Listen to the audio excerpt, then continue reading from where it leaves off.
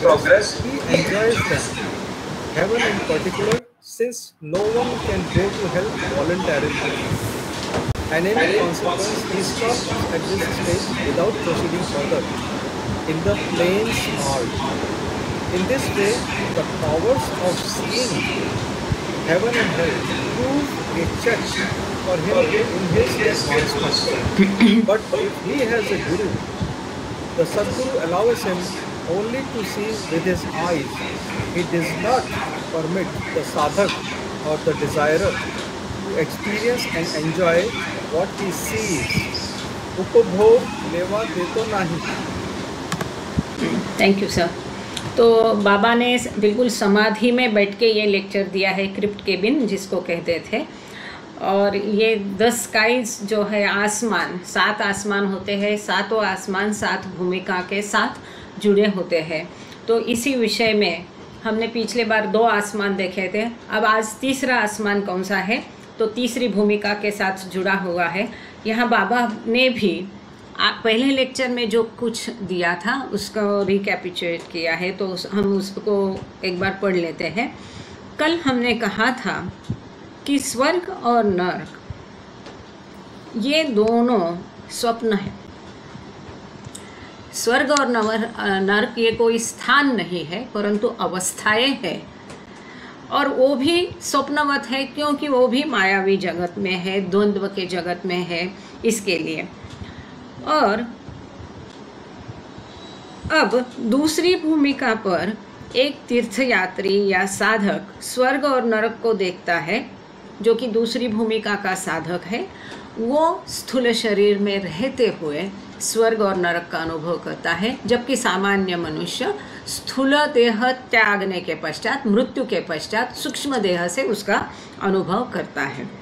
और स्वर्ग और नरक को देखना अपना स्थूल शरीर में रहते हुए भी उसका वो दूसरी भूमिका का साधक अनुभव कर सकता है, यदि उसके पास अपनी प्रगति का मार्गदर्शन करने वाला कोई सद्गुरु नहीं है. मतलब वो साधक आध्यात्मिक पथ पर यदि कोई सद्गुरु के मार्गदर्शन के बिना, सहायता के बिना यदि वो आगे बढ़ रहा है, तो यहाँ वो खतरा अधिक है. क्योंकि यदि वो सद्गुरु के मार्गदर्शन में जा रहा है तो सद्गुरु वहाँ वो आसमान में उसे भटकने नहीं देगा, केवल उसको दूर से देखने देगा, परंतु उसके अंदर उसको प्रवेश करके अनुभव नहीं करने देगा. ऐसा क्यों?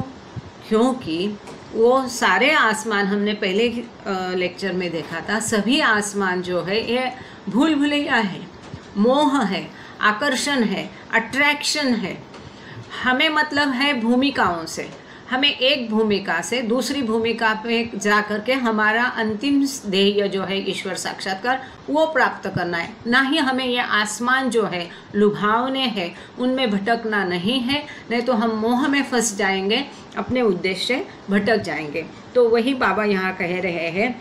तो सद्गुरु विशेष रूप से सद्गुरु के मार्गदर्शन से नहीं जा रहा है, तो वह यात्री विशेष रूप से स्वर्ग का आनंद लेता है, क्योंकि कोई भी स्वेच्छा से नरक में नहीं जा सकता है. और परिणाम स्वरूप वह भूमिका के मार्ग में आगे बढ़े बिना इसी अवस्था में रुक जाता है. ऐसा क्यों? क्योंकि बाबा ने कहा है स्वर्ग में जो आनंद मिलता है वो अत्यधिक आनंद है, बहुत मिलियंस ऑफ टाइम्स इतना स्वर्ग का आनंद लुभावना है. तो उसे आनंद में वो फंस जाता है, उसे लगता है कि यही मेरा अंतिम उद्देश्य है, परंतु ऐसा नहीं होता है. इस प्रकार स्वर्ग और नरक को देखने की शक्तियाँ उसकी उन्नति में बाधा सिद्ध होती है. कैसी उन्नति? ईश्वर प्राप्ति, ईश्वर साक्षात्कार, ये जो उसका अंतिम है उद्देश्य, उसमें यह बाधा हो सकती है. लेकिन यदि उसके पास कोई सद्गुरु है तो सद्गुरु उसे केवल अपनी आँखों से देखने की अनुमति देता है. दूर से देखना है उस शहर को, शहर मतलब आसमान को, शहर की उपमा दी थी. वह साधक को एक इच्छुक के रूप में जो कुछ देखता है उसका अनुभव करने और उसका आनंद लेने की अनुमति नहीं देता है. आसमान को आसमानों में भटकने की, स्काइज में भटकने की अनुमति सद्गुरु अपने चेले को नहीं देता है, नहीं तो वो मोह जाल में फंसकर अपने उद्देश्य से दूर जाएगा। इसलिए तो यही बाबा ने गुजराती में कहा कि उपभोग लेवू देतो नहीं। आगे देखते हैं। Now turning to the third sky sir. Now, turning to the third sky, here again, as in the case of the first sky, we see or we find three divisions as depicted in figure 36 earlier. Their designations are: first, Indrapad or Makame Huri, that is the office of the Indra or the station of the Huris. B, the next one is Makame Udsi, which is the station of the purity, and the third is C, Antargyan, which is the inner knowledge.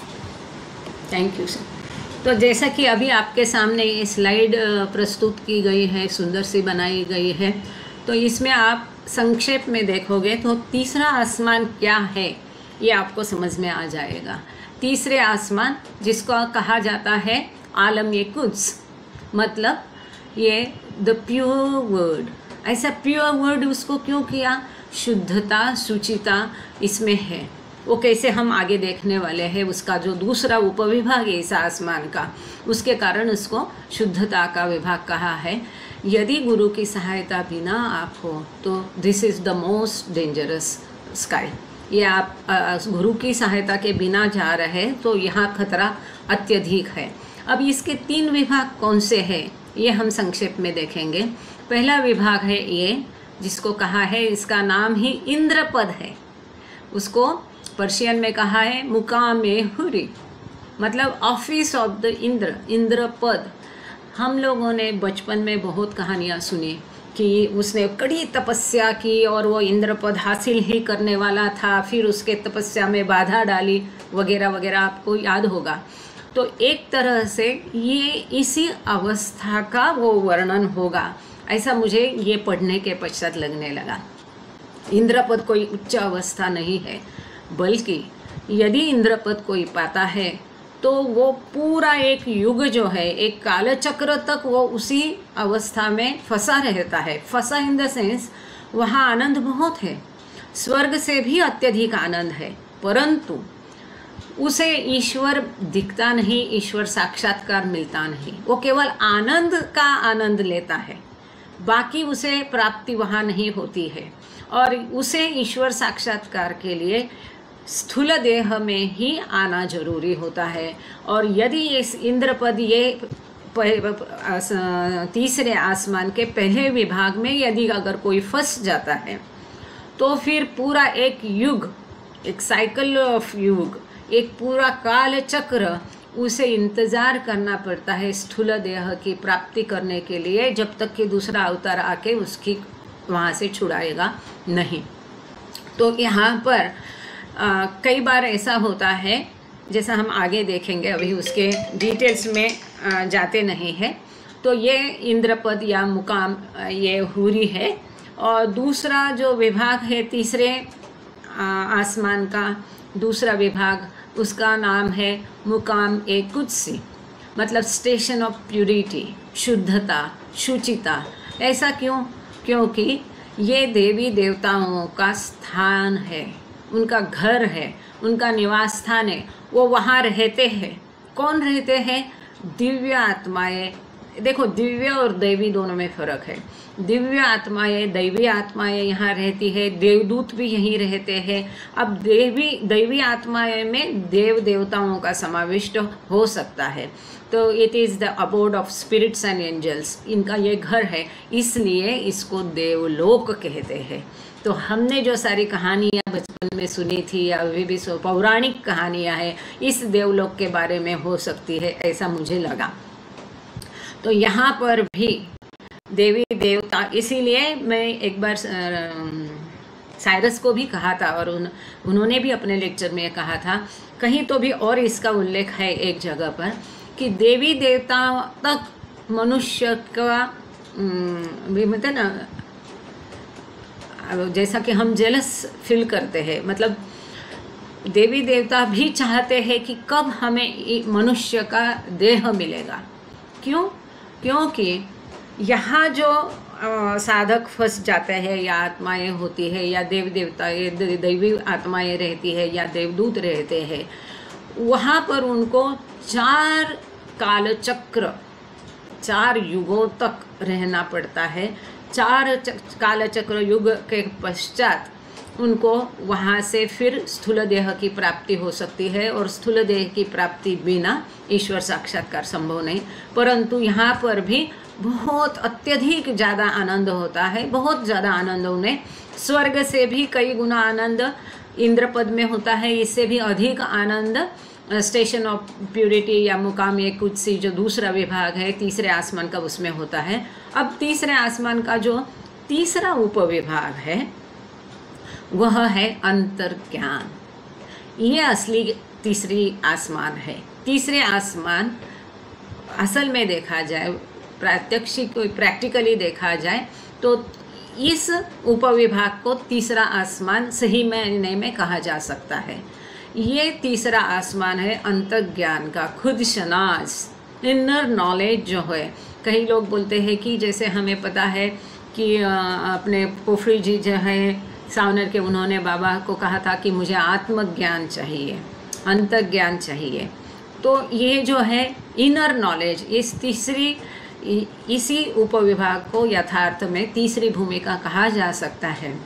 और इस विभाग में वो दूसरों के मन को पढ़ सकता है, दूर की चीज़ें देख सकता है, और वो किसको ये स्थूल जगत के और सूक्ष्म जगत के किसको, ये सारा आगे अभी लेक्चर में इसको और तब डिटेल्स में आगे हम देखने जा रहे हैं।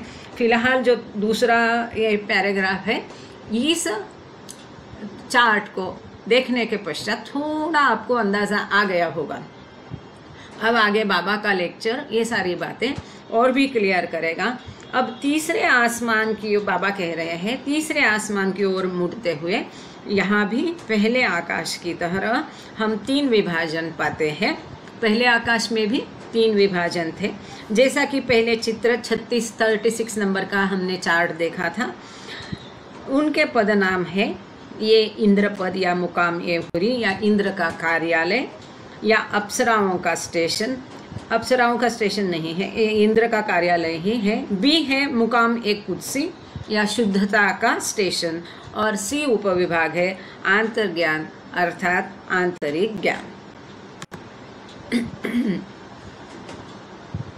Yes, sir. Now, but remember. Yeah.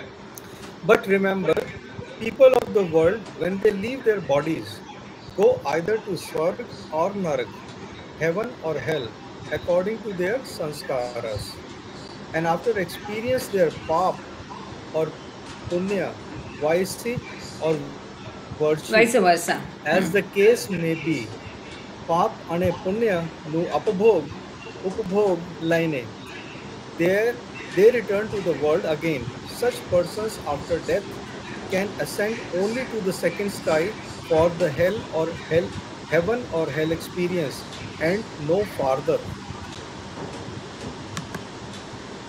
इसमें थोड़ा अभी एक ट्विस्ट है, देखते हैं। गांगड़े सर है क्या?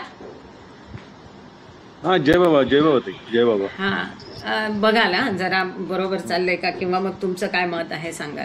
जय बाबा. जय बाबा. हाँ, लेकिन याद रखें, दुनिया के लोग जब अपना शरीर छोड़ते हैं तो अपने संस्कारों के अनुसार और अपने पाप या पुण्य का अनुभव करने के बाद, पाप या पुण्य के हिसाब से या तो स्वर्ग या तो नरक में, जैसा भी है वो जाते हैं। जैसा हमने पिछले बार देखा कि अच्छे कर्म अधिक है तो अच्छे संस्कार अधिक होंगे, अच्छे संस्कार अधिक होंगे तो वो स्वर्ग में जाएंगे। बुरे कर्म अधिक है तो बुरे संस्कार अधिक होंगे, बुरे संस्कार अधिक होंगे तो वो नरक में जाएंगे। ये हमने पिछले बार देखा था। अब आगे बाबा कहते हैं, पाप अने पुण्य न उपभोग लईने, मतलब जो उनका अतिरिक्त पुण्य किया है उन्होंने, या अच्छे संस्कार जो अतिरिक्त है उनका उपभोग लेने के लिए, उनको उपयोग में लाने के लिए वो स्वर्ग में जाते हैं। जो अतिरिक्त बुरे संस्कार है या पाप है उसका परिणति मतलब उसको उपयोग करने के लिए, खर्च करने के वो नरक में जाते हैं। और इसके बारे में हमने ये भी देखा था कि परमात्मा कितना दयालु है। यदि ये भी इकट्ठा रहता था तो हालत क्या हो जाती थी। तो कुछ जैसे संस्कार हम स्वप्न अवस्था में खर्च कर लेते हैं, वैसे ही ये स्वर्ग और नरक अवस्था है, जो अतिरिक्त संस्कार है यहाँ पर उसको खर्च किया जाता है। अब आगे जो है वे फिर से दुनिया में लौट आते हैं, बराबर। जो स्वर्ग से आता है उसे अच्छा जन्म मिलता है, जो नरक से आता है उसे बुरा जन्म मिलता है। ऐसे व्यक्ति मृत्यु के बाद केवल दूसरे आसमान पर ही चढ़ सकते हैं और इससे आगे नहीं। स्वर्ग या नरक के अनुभव के लिए यह अत्यंत महत्वपूर्ण है, क्योंकि पिछले बार इसी के ऊपर कई सारे 2-3 सवालात हुए थे, कई सारी शंकाएं उपस्थित की थी। लोगों को ऐसा लगा कि बिना कोई करके सीधा हम हर जन्म के पश्चात स्वर्ग नरक जाते हैं, मतलब दूसरी भूमिका में जाते हैं। तो ऐसा कतई नहीं है। यहाँ पर बाबा ने स्वयं इस मुद्दे को क्लियर किया है कि मृत्यु के पश्चात हम सामान्य व्यक्ति जो स्थूल जगत में स्थूल जीवन, स्थूल भौतिक जीवन जी रहे हैं, वो मृत्यु के पश्चात जाते हैं और स्वर्ग नरक का अनुभव अपने सूक्ष्म देह से लेते हैं। और जन्म होने के पश्चात वो वापस एक सामान्य व्यक्ति जैसा जन्म लेते हैं। वो केवल, ये अत्यंत महत्वपूर्ण है, ध्यान दे के सुनिए, जो सामान्य व्यक्ति स्वर्ग नरक में जाते हैं वो केवल दूसरी भूमिका के आसमान का अनुभव लेते हैं, दूसरी भूमिका का अनुभव बिल्कुल लेते नहीं। दूसरी भूमिका एक अलग चीज़ है, दूसरा आसमान एक अलग चीज़ है। दूसरी भूमिका से दूसरा आसमान दूर है। दूसरी भूमिका ये हमारा उद्देश्य तक पहुंचाने के लिए महत्वपूर्ण स्टेशन है। वो स्टेशन वो जाते ही नहीं है। वो स्टेशन से दूरी पर जो शहर है वो केवल शहर भटक कर वापस आते हैं। वो दूसरे आसमान से आगे तीसरे आसमान में गए, चौथे आसमान में गए, ऐसा कतई होता नहीं। ना ही वो कोई भूमिका का अनुभव लेते हैं, ना ही वो पहली भूमिका का अनुभव लेते हैं, ना ही दूसरी। श्वेतांबरी, जैसा जैसा टॉपिक होगा वैसे वैसे ज़रा चार्ट दिखाते जाना प्लीज़। हाँ, थैंक यू गांगड़े सर। अब यहाँ आप 36 नंबर का चार्ट दिखाएगी तो अच्छा है, और इसके पश्चात वापस ये चार्ट दिखाना या खुशी ने बनाया हुआ दिखाना। तो उसको यहाँ तक है, उसके आगे उसको कभी, यही बाबा ने यहाँ क्लियर किया है कि वो दूसरे आसमान से आगे जाता नहीं। और उतना ही नहीं, ना ही वो भूमिका तक जाता है, ना ही वो पहली भूमिका अनुभव लेता है, ना ही वो दूसरी भूमिका का अनुभव लेता है। केवल वो आसमान का अनुभव, वो भी सूक्ष्म शरीर में लेता है, और साधक उसी आसमान का अनुभव स्थूल शरीर में लेता है। मैं समझती हूँ कि ये मुद्दा क्लियर है। अगर यदि क्लियर नहीं है तो अभी भी आप हैंड रेज कर सकते हैं। ये sir, and it there is an exception. Thank you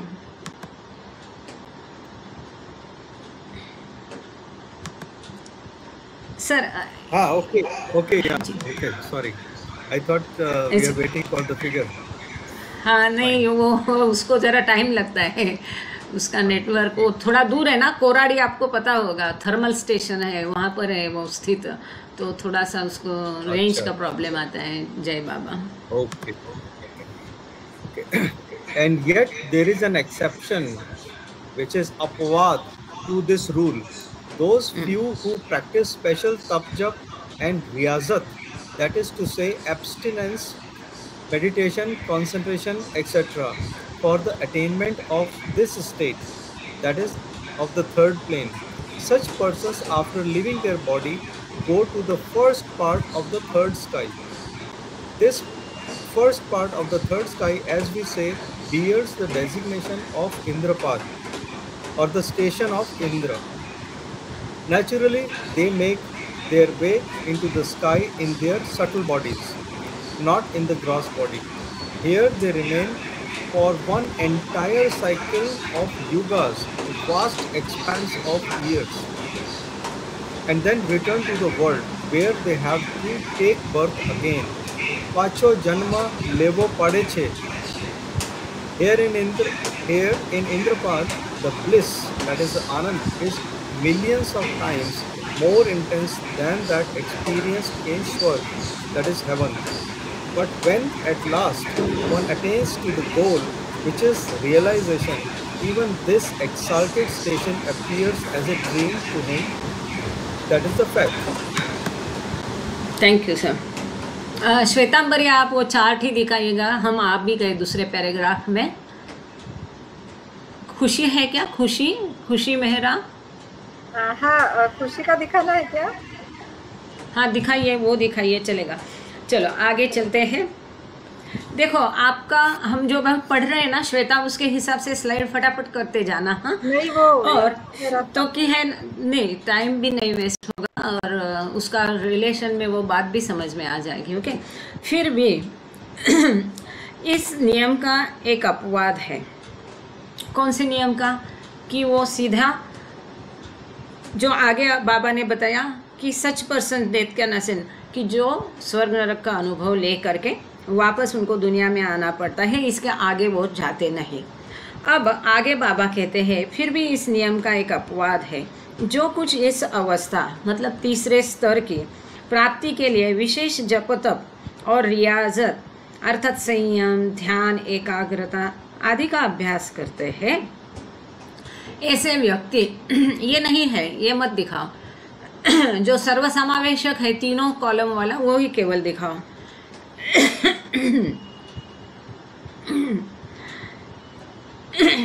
sorry. ऐसे व्यक्ति अपने शरीर को छोड़ने के बाद तीसरे आसमान के पहले भाग में जाते हैं। अब ये बहुत महत्वपूर्ण मुद्दा है, इसको ध्यान से देखिए और गांगड़े सर का ध्यान ही होगा। अगर मैं कहीं गलती करती हूँ तो वो मुझे सुधार दे, मैं उनको रिक्वेस्ट करती हूँ। कि मुझे जो यहाँ से लगा वो इस प्रकार, दूसरी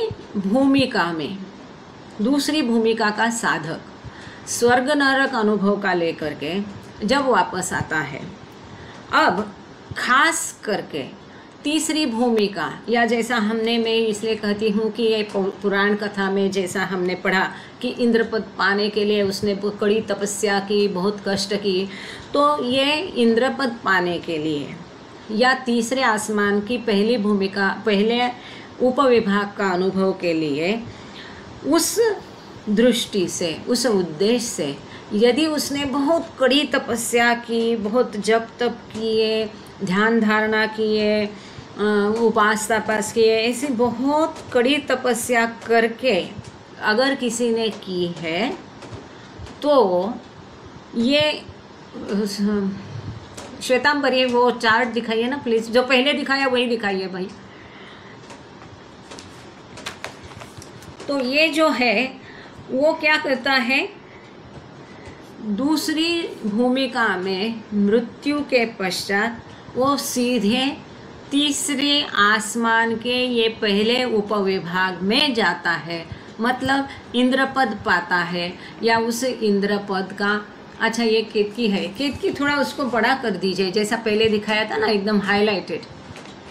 हाँ यहाँ पर देखो, आप देखते हैं ये डॉट डॉट, इसलिए बोला ये स्लाइड दिखाने को। देखिए ये डॉट डॉट वाला लाइन आप देख रहे हैं, फर्स्ट कॉलम ये है, इसमें ये डॉट डॉट डॉट डॉट वाला लाइन दिखाया है। दूसरी भूमिका में होते हुए ये बहुत उसने कड़ी तपस्या की, तो मृत्यु के पश्चात वो सीधा तीसरे आसमान के पहले उपविभाग का अनुभव लेता है। ये नियम का अपवाद बाबा कह रहे हैं, एक्सेप्शन, अपवाद टू दिस रूल। जो पहले बाबा ने नियम बताया उसका यह अपवाद है कि वो कड़ी तपस्या करने के पश्चात तीसरे विभाग के पहले उपविभाग में, तीसरे आसमान के पहले उपविभाग में अर्थात इंद्रपद को पाता है। ओके, मतलब आफ्टर डेथ।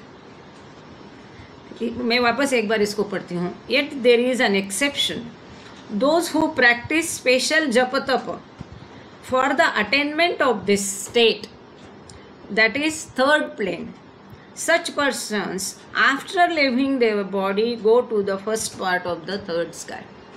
जिन्होंने थैंक यू, जिन्होंने बहुत कड़ी तपस्या की है वो मृत्यु के पश्चात, मतलब अपने सूक्ष्म देह में इसका अनुभव वो करेंगे. ये महत्वपूर्ण मुद्दा ध्यान लीजिए कि स्थूल शरीर में इंद्रपद का अनुभव नहीं करेंगे.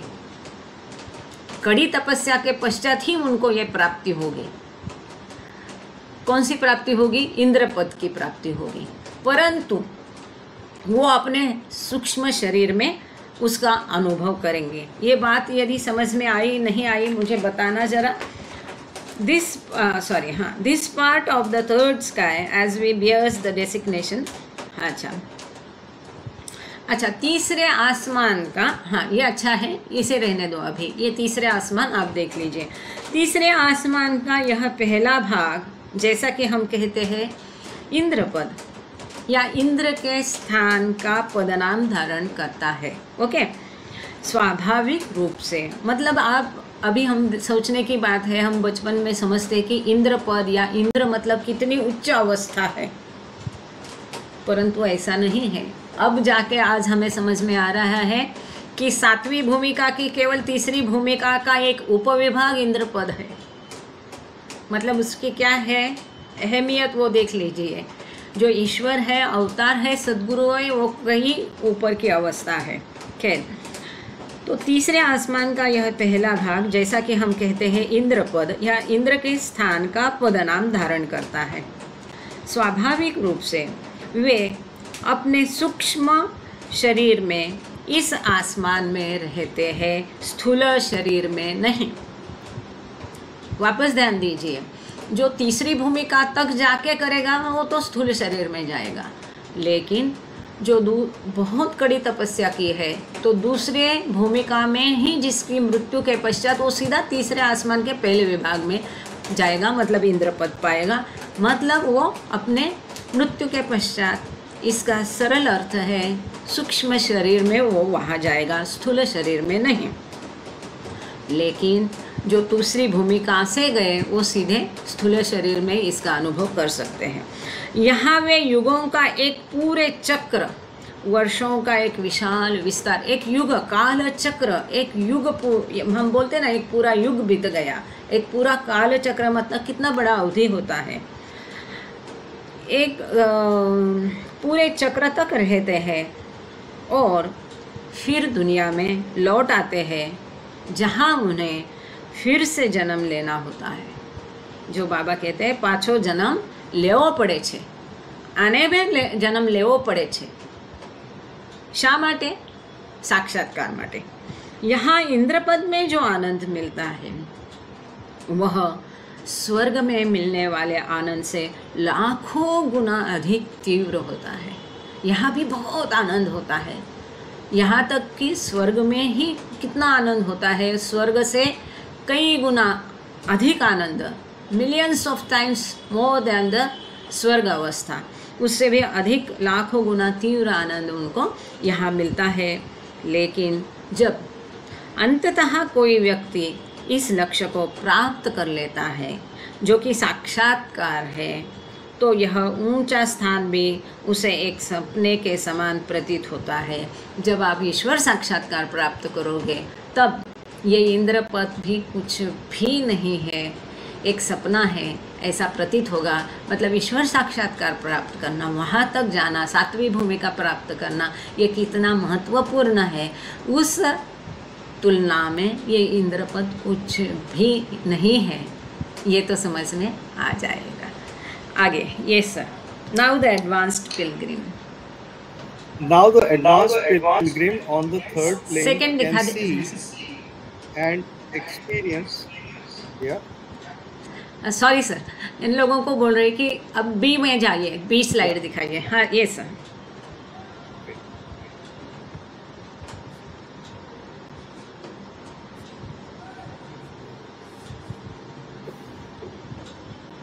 Now the advanced pilgrim on the third plane can see and experience all three parts of the third plane. that is the three subdivisions of this sky. Even while inhabiting and incarnate in a gross body,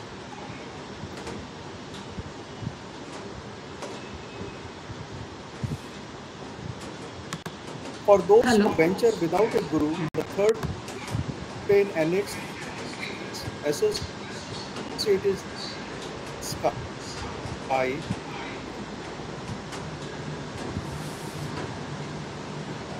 जय बाबा sir, आपका शायद constitutes a net more में problem dangerous है क्या? ground कि मुझे problem है? even than did the second plane. Chances of a fall are greater.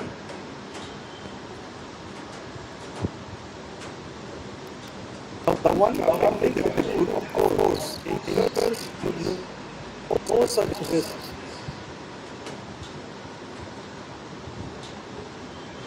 Says the Guru would not allow him actually to experience the pain and their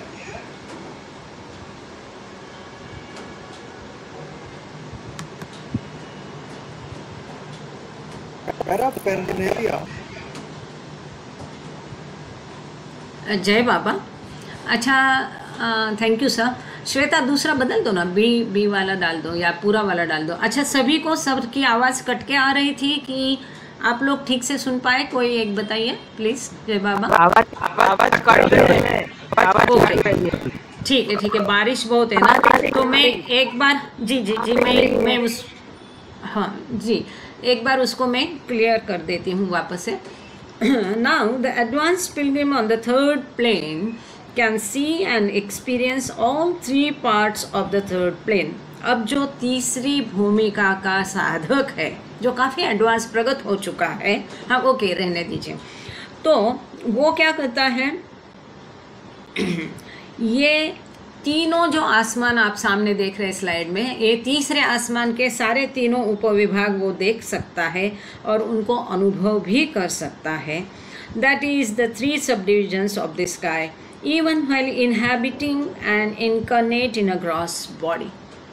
थोड़ी देर पहले हमने यही मुद्दा स्पष्ट किया कि दूसरी भूमिका में जो कोई कड़ी तपस्या करता है और दूसरी भूमिका में उसकी मृत्यु होती है, तो मृत्यु के पश्चात सूक्ष्म शरीर में वो सीधा तीसरे आसमान के पहले भाग में मतलब ये जाता है, मतलब इंद्रपद पाता है। परंतु जो साधक एडवांस है, प्रगत है और जो तीसरी भूमिका का यात्री है, वह ये तीसरे आसमान की तीनों भूमिका देख सकता है। वो क्या करता है, केवल तीसरी भूमिका एक ही हिस्सा अनुभव कर सकता है। लेकिन जो साधक है, असली में प्रगत साधक है, वो तीसरी भूमिका की तीनों उपविभाग को देख सकता है। कैन सी एंड एक्सपीरियंस, केवल वो देखता नहीं तो इन तीनों का वो अनुभव भी ले सकता है। अब आगे की दो भूमिका में क्या है वो हम देखेंगे। ये तीसरी भूमिका के तीसरे आसमान के तीनों भाग को वो देख भी सकता है, अनुभव भी कर सकता है। Even while inhabiting and incarnate in a gross body, स्थूल शरीर में होते हुए, ये महत्वपूर्ण है। जो पहले देखा वो सूक्ष्म शरीर में, क्योंकि मृत्यु के पश्चात है। अब ये जो है तीसरी भूमिका प्राप्त करने के पश्चात स्थूल शरीर में होते हुए जीते जागते आपके और हमारे जैसा ही वो तीसरी भूमिका के तीनों आसमान को और तीसरी भूमिका के तीसरे आसमान को और तीसरे आसमान के तीनों उपविभाग को वो देख सकता है, अनुभव कर सकता है। Okay, for those who venture without a गुरु, अब यहाँ खतरा आ गया। लेकिन जो गुरु की सहायता या मार्गदर्शन बिना जा रहा है, the third plane and its associated sky constitute a more dangerous ground even than did the second plane, for the chances of fall are great. आप स्लाइड में देख रहे हैं, शुरू में ही लिखा है मोस्ट डेंजरस विदाउट गुरु। दूसरी भूमिका से भी तीसरी भूमिका में खतरा अधिक है, खूब ज़्यादा है, अत्यधिक है, यदि आप सद्गुरु के मार्गदर्शन बिना यहाँ यात्रा कर रहे, क्योंकि यहाँ पर धोखे बड़े हैं, प्रलोभन अधिक है और बहुत ज़्यादा मोस्ट डेंजरस ये है, क्योंकि यहाँ गिरने की संभावना अधिक है। ऐसा क्यों? क्योंकि सीधी बात है, आप इंद्र पद पाओगे तो आपको तो लगेगा अरे इंद्र मतलब देवताओं का राजा और मैं तो सब कुछ पा गया। जब आप देवताओं के देवलोक में जाओगे, आप सब किसी के भी मन को पढ़ पाओगे, कोई भी दूर की चीज़ देख पाओगे, आप सूक्ष्म भूमिका की चौथी भूमिका तक के सब यात्रियों के, साधकों के मन को जानोगे, तो आपको ऐसा लगेगा अरे यही मेरा अंतिम गंतव्य है, जबकि वो हमारा अंतिम गंतव्य नहीं है। यहाँ प्रलोभन बहुत है, आनंद अत्यधिक है, स्वर्ग से भी अधिक आनंद है, इसलिए यहाँ गिरने का खतरा अधिक है। The one traveling with a guru, of course, incurs no such risk. स्वाभाविक है, जो गुरु की सहायता से जा रहा है, गुरु के मार्गदर्शन में जा रहे हैं, उसे ऐसा कोई भी खतरा नहीं है। ऐसा क्यों? आगे दिया है, since the guru would not allow him actually to experience these planes and their paraphernalia, but merely to see them. गुरु क्या करेगा? यदि मानो मैं हूँ, आप है, कोई भी गुरु की सहायता से जा रहे हैं, तो वो गुरु क्या करेगा? आपको आसमान तक जाने ही नहीं देगा, आसमान की तरफ भटकने ही देगा नहीं। क्यों? क्योंकि आपका उद्देश्य क्या है? ईश्वर साक्षात्कार प्राप्त करना। आपका मतलब भूमिका से भूमिका, एक स्टेशन से दूसरे, एक स्टेशन से दूसरे में जाना है, ना ही कि अगल बगल की शहरों में घूमना, यह आपका उद्देश्य नहीं है। तो फिर वो क्या करेगा? दूर से ही ये आसमान है, ये आसमान का ये इंद्रपद है, ये देवलोक है, ये अंतर्ज्ञान का उपविभाग है, वहाँ वो आपको जाने ही नहीं देगा, उसको वो आपको एक्सपीरियंस नहीं करने देगा, उसका वो आपको अनुभव नहीं करने देगा, वो आपको इंद्रपद का, देवलोक का अनुभव नहीं करने देगा, वो आपको अंतर्ज्ञान का अनुभव नहीं करने देगा, वो आपको, अगर आप तीसरी भूमिका में भी हो तो भी आपको किसी के मन को पढ़ने नहीं देगा, क्योंकि वो केवल आपको दूर से देखने देगा। यदि आप वहाँ जाते हैं तो फिसल जाओगे, ग्लिसरी है वो, ऑयली है वो, वहाँ धोखा ज़्यादा है, वहाँ फंसने का, वहाँ अटकने का धोखा ज़्यादा अधिक है, तो गुरु उसको वहाँ जाने ही नहीं देगा, वो केवल उसको दूर से देखने देगा, वो शहर की जगमगाहट देखने देगा, लेकिन शहर में जाएगा नहीं, सीधा अगले स्टेशन लेके जाएगा। ठीक है, होपफुली कि सर का माइक ठीक हो गया। सर 262 इंटरनेट प्रॉब्लम था यहाँ। हाँ बिल्कुल, आज बारिश बहुत झमाझम बारिश है। सबको जन्माष्टमी की बहुत बहुत शुभकामनाएं। मैं हमेशा ये सारा भूल जाती हूँ कि बाबा ही श्री कृष्ण थे, और आपके ऊपर पूरा, जब मैंने बोला कि बाबा सबको प्रेम देना, तो बाबा ने बौछार कर दी आपके ऊपर गुलाल और फूल की पंखुड़ियों की। तो आप सबको बाबा का आशीर्वाद प्राप्त है, हम उनके प्रेम में जन्माष्टमी की शुभकामना एक दूसरे को देते हैं, और उनका ये भरपूर प्रेम से कुछ तो हमारे हिस्से में आए, ऐसे प्रार्थना करते हैं। Yes sir, what comes next? अब हम पेज नंबर 262 में है। So is it possible to display figure 36? That is very relevant for what we are doing. ये क्या है ना, श्वेतांबरी का जो प्रेजेंटेशन बहुत सुंदर होता है, काफ़ी बड़ा, और देख सकते हैं, पर उसको टाइम बहुत लगता है जब तक हम आगे निकल जाते हैं। श्वेतांबरी तुम भी पेजेस निकाल के रखना, कोशिश करो, कोशिश करो।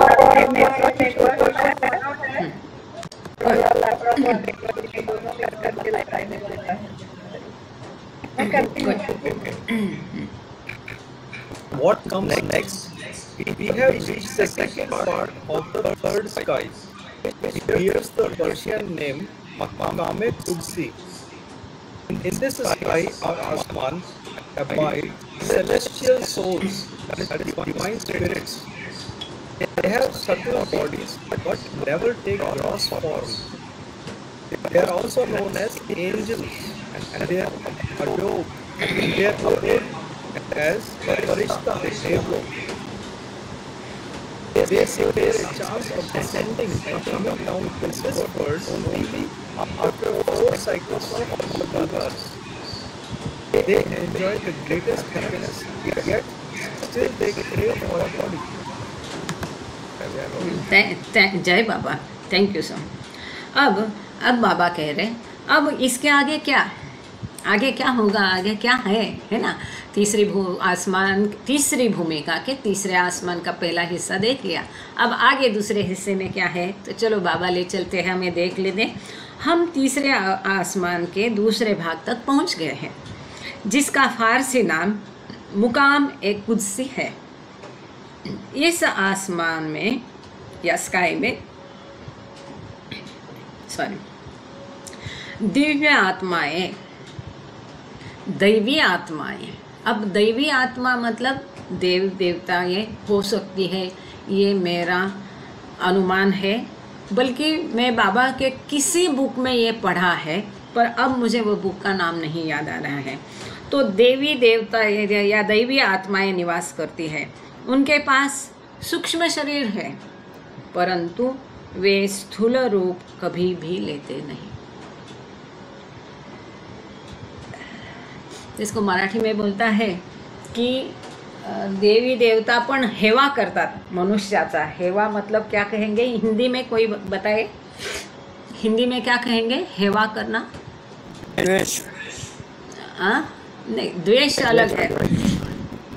किसी के पास कोई अच्छी चीज़ हो और हमारे पास नहीं है तो लालायित होना उसके लिए। और वो कौन सी एक टीवी की ऐड आती है ना, नेबरर्स एनवी, मत्सर नहीं, एनवी। हाँ, मराठी में हेवा बहुत अच्छा, इंग्लिश में एनवी बहुत अच्छा शब्द है। ये एक ऐड आती थी ना, जलन। देखो कोई मेहराबाद पहुंचता है, हम जाना चाहते, हम नहीं जा सकते, तो हम कहते हैं ना आई एनवी यू। नहीं का वो ओनिडा टीवी का है, ओनर स्प्रेड नेबरर्स एनवी, ईर्ष्या। Thank you. हाँ, सब जरा हिंदी भाषिकों को बोलने दीजिए प्लीज। बाबा, देवता भी पृथ्वी लोक पर जन्म शरीर धारण करने के लिए लायक रहते हैं। बिल्कुल बढ़िया, थैंक यू संतोषी जी। तो ये है, वो लोग भी लालायित होते हैं।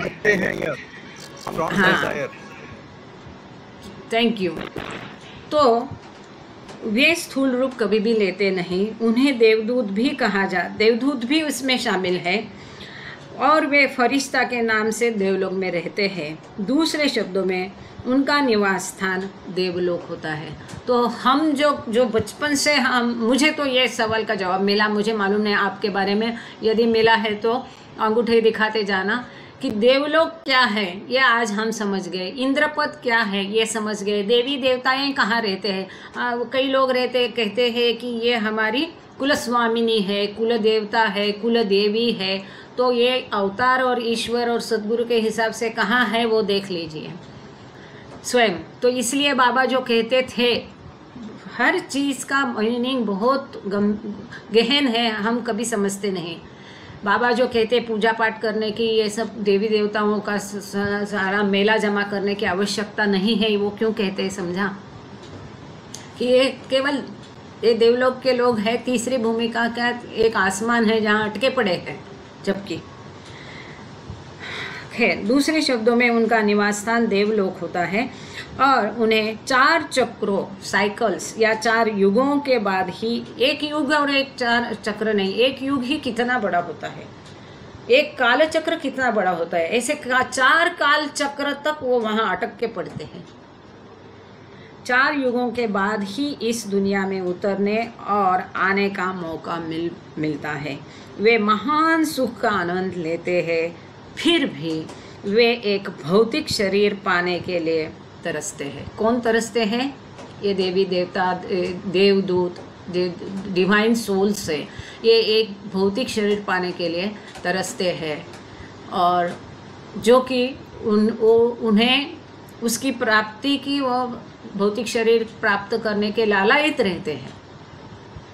कब मिलेगा? लेकिन उनके नसीब नहीं होता है। 4 काल चक्र, 4 युगों तक उनके नसीब ये नहीं होता है। तो ये है तीसरे आसमान का दूसरा विभाग, जैसा कि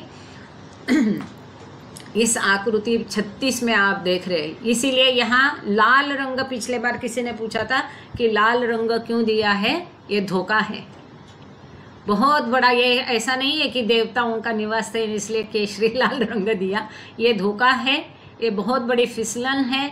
यहाँ फंस जाओगे तो अटक जाओगे युगों तक। अब समझ में आया कि बाबा जो बोलते हैं जब तब कड़ी साधना, इसकी आवश्यकता नहीं है, मत करो। क्यों कहता? क्योंकि इतनी बड़ी तपस्या के साथ अगर इंद्रपद पा जाओगे तो वहीं पर फंस जाओगे। हर चीज़ बाबा की जो है ध्यान से सुनिए, उसका कारण ढूंढिए। सब कुछ उनके लिटरेचर में है, दिया हुआ है, उसको कनेक्ट कर लीजिए, आपको सवाल अपने आप ही सवाल का जवाब मिल जाएगा। ये जो है तीसरा स्काई आलम, ये कुछ प्योर वर्ड, शुद्धता, शुचिता का ये दुनिया है। यहाँ देवलोक है, देवी देवताओं का, देवदूतों का निवास है, यहाँ इंद्रपद है, सब कुछ है। लेकिन ये हमारे लिए नहीं, हमें इसकी आशा नहीं है। हमें क्या करना है? ईश्वर साक्षात्कार पाकर ये जन्म मृत्यु के चक्र से आगे बढ़ना है। हालांकि ये जो देवदूत है, ये जो डिवाइन सोल्स है, यही सद्गुरु अवतार की इच्छा पूरी होने के लिए काफ़ी मदद करते हैं, कार्य भी करते हैं। ये अवतार के लिए कार्य करते हैं, सद्गुरु के लिए कार्य करते हैं। कई बार आपने देखा होगा कि बाबा कहते मुझे तो ये मालूम नहीं, आप कोई दिक्कत में हैं, आपने बहुत प्रार्थना की और आपकी इच्छा पूरी हो जाती है, आप दिक्कत से बाहर आते हैं, तो ये सब कार्य ये लोग करते हैं। जब आप पूरे दिल से, अच्छे हृदय से प्रार्थना करते हैं तो उसको फलस्वरूप देने के लिए ये लोग कार्यरत होते हैं। ये भी बाबा के दूसरे लिटरेचर में दिया है। आप पूछोगे कि यहाँ तो नहीं, आप अपने मन से बोल रहे हैं, मन से नहीं है। फिर तो ये है, आपको समझ में आ गया है तो आप बताइए, देवलोक समझ में आ गया? तीसरे भूमिका के तीसरी आसमान का दूसरा हिस्सा जो है ये देवलोक है। पहला हिस्सा इंद्रपद है, इंद्रलोक है, दूसरा हिस्सा देवलोक है। यहाँ पर देवी देवताओं का निवास स्थान है, और ये भी स्थूल शरीर पाने के लिए तड़पते हैं, लालायित होते हैं, और 4 युगों तक, काल चक्रों तक यहीं फंसे रहते हैं। But the third planar can see the subtle world. अच्छा, यहाँ तक आए क्या सर? नहीं, crave for a body. Okay, is that okay? इसके बारे में और कोई एक्सप्लेनेशन चाहिए? अभी बता दीजिएगा अगर चाहिए तो। जय बाबा, जय बाबा। जय बाबा। जो लोग के जो कहते अपने जो बॉडी ड्रॉप, तो भी 4 युग का जो रूप जाते हैं, अपने बॉडी भी रेस्ट करते हैं कि 4 युग उगने के बाद भी फिर अगर धरती पे आते क्या? 4 युग बीतने के बाद वो हमारे तुम्हारे जैसे ही उनकी यात्रा, क्योंकि वो गुरु की सहायता बिना जा रहे, ये जाहिर है ये काल चक्र, 4 काल चक्र तो ये यहाँ फंस गए, इसका अर्थ वो गुरु की सहायता के बिना प्रवास कर रहे। पॉइंट नंबर 1, अगर वो गुरु की सहायता के बिना प्रवास कर रहे हैं तो 4 काल चक्रों के पश्चात भी उनको वापस जब जन्म स्थूल देह मिलेगा तो एक सामान्य व्यक्ति जैसा मिलेगा, और वापस उनको पहली, दूसरी, तीसरी यात्रा, ऐसा पूरा प्रवास वापस से करना पड़ेगा, ना कि तीसरी भूमिका से, because they are without the direction of Sadguru. If they are with the direction of Sadguru, with the help of Sadguru, Sadguru will not allow them to go there and fall in this. 4 काल चक्र तो फंसने देगा नहीं सदगुरु उनको. Thank you. Yes sir. And this last subdivision in figure 36 is the state known as Antargyan or inner knowledge, which constitutes the third part of the third sky, and which is practically the same as the third plane proper. On the third plane, through the experience of this Antargyan or inner knowledge, what one can do. Antargyan को अनुभव लेने करी सके. This chap on the first plane that we were speaking about earlier can read the minds of others near him, but at depth of the third plane can read the minds of all. Wherever they are located and wherever he likes, even the minds of those far off. The chap on the first plane can read the minds of ordinary or worldly people, but this fellow on the third plane can see everyone, even those on the first and the second planes and the three parts of the third sky. Though the fourth plane and the minds of those on it are beyond his field of vision. The first plane chap can see a part of the gross world, but the third planer can see the subtle world as well. Thank you sir. जय बाबा. श्वेतांबरी, वो तीसरी भूमि का जो तीसरा sub division का slide दिखाइए please. आपको हमसे आगे चलना है. जैसे ही वो प्यारा शुरू होता है तो चेंज कर दो और आगे का स्लाइड ले लो तीसरा सब डिवीजन का. कुछ तो अंगूठा बताओ जो कि मुझे समझ में आएगा. आप सुन रहे हैं. चलो आगे चलते हैं. और चित्र 36 जैसा कि ये आप सामने देख रहे हैं, चित्र 36 में यह अंतिम उपविभाजन या सब डिवीजन है तीसरे आसमान का. यह अवस्था है जिसे अंतर्ज्ञान या आंतरिक ज्ञान अथवा अंतर्ज्ञान के रूप में जाना जाता है, जो कि बहुत महत्वपूर्ण है. ठीक है, जो तीसरे आसमान का तीसरा भाग बनता है. श्वेतांबरी, आप तीसरे आसमान का तीसरा उपविभाग की स्लाइड दिखाइए प्लीज. है नहीं क्या हाँ.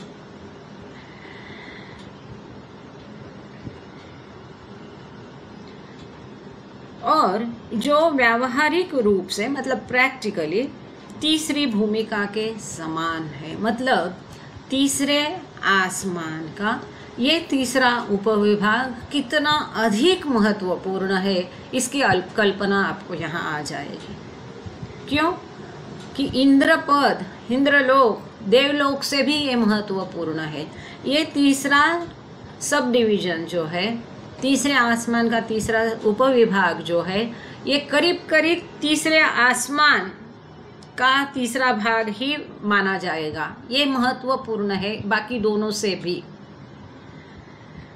इसे तीसरी भूमिका, तीसरा प्लेन, तीसरी स्टेट ही माना जाएगा, इतना इसका महत्व है.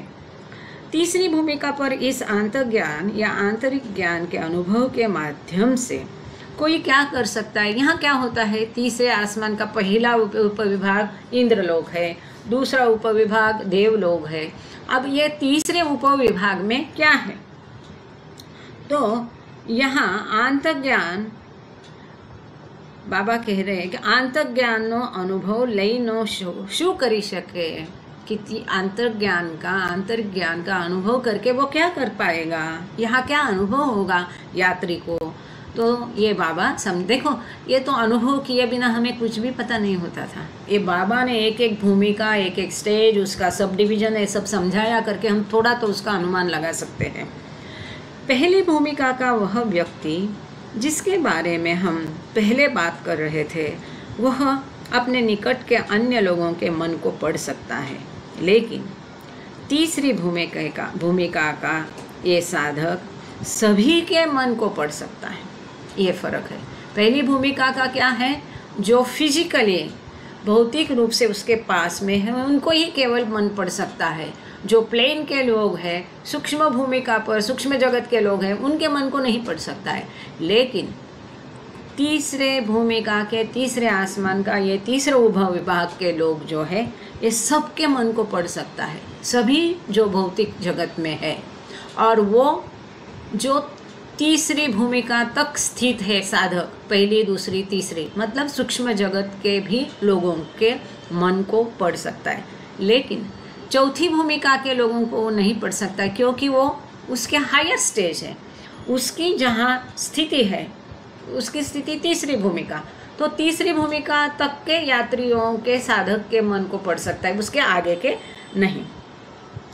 चाहे वे कहीं भी हो, दूर तक हो, भौतिक रीत्या नज़दीक होने की ज़रूरत नहीं, कहीं पर भी हो, चांद पे हो, अमेरिका में हो, वो उनके मन को देख सकता है, पढ़ सकता है। और जब भी वह चाहे, ऐसा नहीं कि हर बार वो लोग ऐसा करते, जब वो चाहे, यहाँ तक कि दूर के लोगों के मन की को भी पढ़ सकता है। पहले स्तर का व्यक्ति सामान्य सांसारिक लोगों के मन को पढ़ सकता है, मतलब स्थूल जगत के लोगों को। लेकिन तीसरी भूमिका के लोगों को, तीसरी भूमिका का यह व्यक्ति हर किसी को देख सकता है, यहाँ तक कि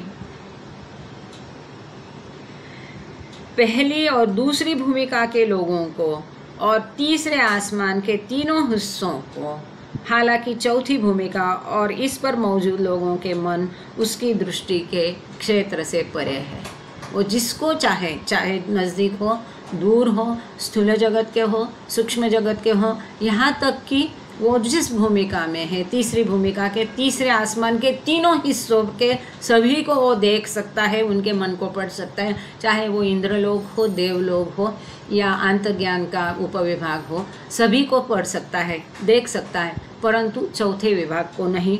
वो चौथा विभाग, चौथी भूमिका, फोर्थ स्टेज, उसकी दृष्टि से ओझल परे होती है, दूर होती है। पहली भूमिका का यात्री स्थूल जगत के किसी भी भाग को देख सकता है, लेकिन तीसरी भूमिका वाला सूक्ष्म जगत को भी देख सकता है, तीसरी भूमिका तक, चौथी भूमिका को नहीं। आगे आखिरकार we have arrived at last. अच्छा, यहाँ पर यह आपको क्लियर हो गया, जैसा कि आप सामने स्लाइड में देख रहे हैं। खुद शनाज बोलते हैं इसे, अंतर्ज्ञान, है ना। आप गज़लों में ये शब्द सुना होगा, खुद शनाज।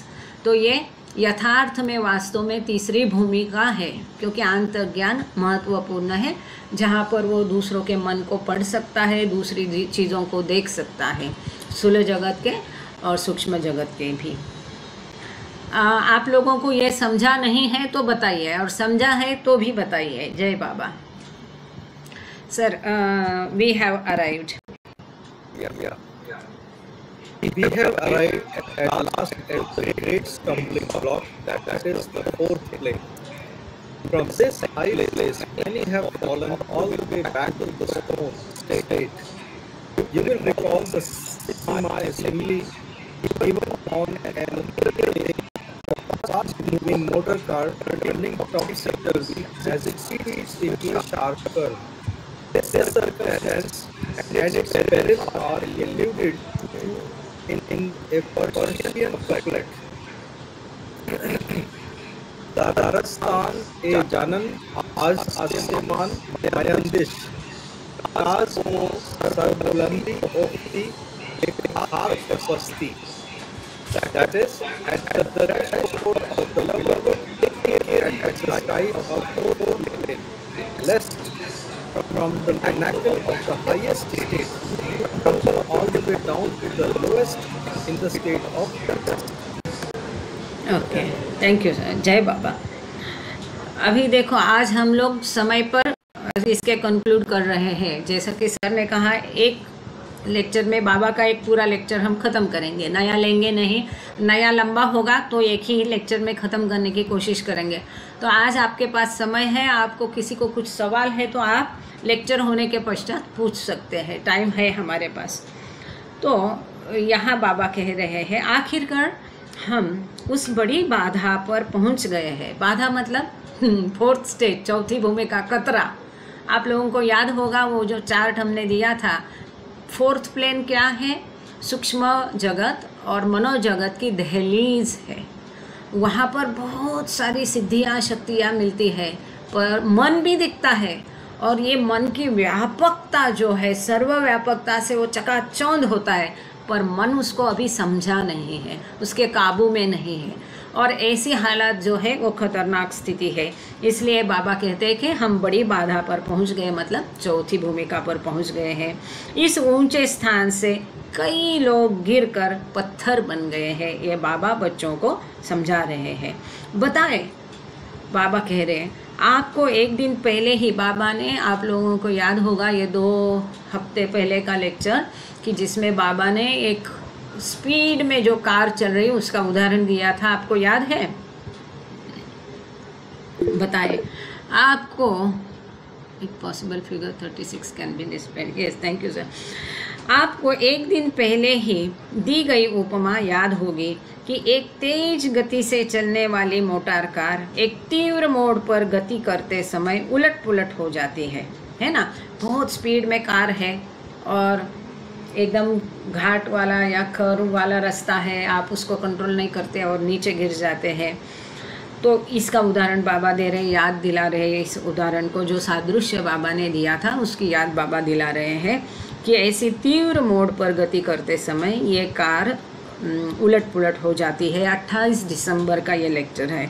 इस परिस्थिति और इसके खतरे का उल्लेख फारसी दोहे में भी किया गया है। जो चौथी भूमिका का खतरा है उसको फारसी दोहे में यहाँ पर दिया गया है। श्वेतांबरी, आप सर चाहते हैं कि फिगर नंबर 36 दिखाइए। दरस्तान आए जहाँ अज आसमान मयंदिस काजो से सर बोलांदी आफ्तिबे खाखे पस्ती। इसका अर्थ यह है, प्रिय की दहलीज पर चौथे स्तर के आसमान का ध्यान रखें। कहीं ऐसा न हो कि उच्चतम स्थिति के शिखर से आप धूल की स्थिति में सबसे नीचे गिर जाएं। यहाँ आपके पास अनंत शक्ति सिद्धियाँ हैं, वहाँ से गिरकर टंबल करके नीचे हमको पत्थर योनि तक नहीं आना है। इसका आपको ध्यान रखना चाहिए। यहाँ अच्छा, here the 7 siddhis और occult powers come under one's command। यहाँ जो है 7 सिद्धियाँ या गुप्त शक्तियाँ, जिसको हम कहते हैं रिद्धि सिद्धि, ये सब आपके किसी के आदेश के अधीन होती है। मुझे लगता है सर का यह पढ़ना बाकी है। तो Okay. Here, the 7 siddhis or occult powers come under one's command. One can even bypass it, but if he uses this power and performs miracles, he tumbles all the way down to slow state. Avoiding this is not easy, since these powers or siddhis exercise a tremendous charm, moho, which is called moho, tempting one towards their use. Okay, thank you sir. यहाँ 7 सिद्धियाँ या गुप्त शक्तियाँ किसी के आदेश के अधीन हो जाती हैं। कोई मरे हुए को भी जीवित कर सकता है। अब ये कैसा जीवित करता है, ये शायद आगे के लेक्चर में बाबा ने दिया है कि ये जो देवलोक के फरिश्ता लोग हैं, देवदूत हैं, इनमें से किसी को पकड़ के उसकी जान उसमें वो डाल देते हैं, तो वो भी गलत है। अब उसके संस्कार कैसे रहेंगे, कहाँ से प्रवास शुरू होगा, तो ये सारा कॉम्प्लिकेटेड मैटर है। फिर भी कोई मरे हुए को भी जीवित कर सकता है, वो एक पूरा नई दुनिया बसा सकते हैं या कोई एक दुनिया उजाड़ सकते हैं, इतनी सिद्धियाँ होती है। लेकिन अगर वह इन शक्तियों का उपयोग करता है और चमत्कार करता है तो वह पत्थर की अवस्था में गिर जाता है। इसका दुरुपयोग करने से हमने ये देखा है कि इसका दुरुपयोग, अब सदुपयोग क्या है, केवल और केवल आध्यात्मिक उद्देश्य के लिए उसका उपयोग करना, दूसरों के लिए, अपने फ़ायदे के लिए है नहीं, यही केवल सदुपयोग हो सकता है। और ऐसा सदुपयोग वो करते हैं तो सीधा उनको 6 स्टेज मिलता है, और ये दुरुपयोग करते हैं तो पाषाण योनि तक पीछे चले जाते हैं। इससे बचना आसान नहीं है, क्योंकि ये शक्तियाँ या सिद्धियाँ अपने उपयोग के प्रति व्यक्ति को प्रलोभित करने वाला जबरदस्त मोह होता है, आकर्षण होता है। वो अपना आकर्षण उसके ऊपर हावी हो जाता है। सो ये sir.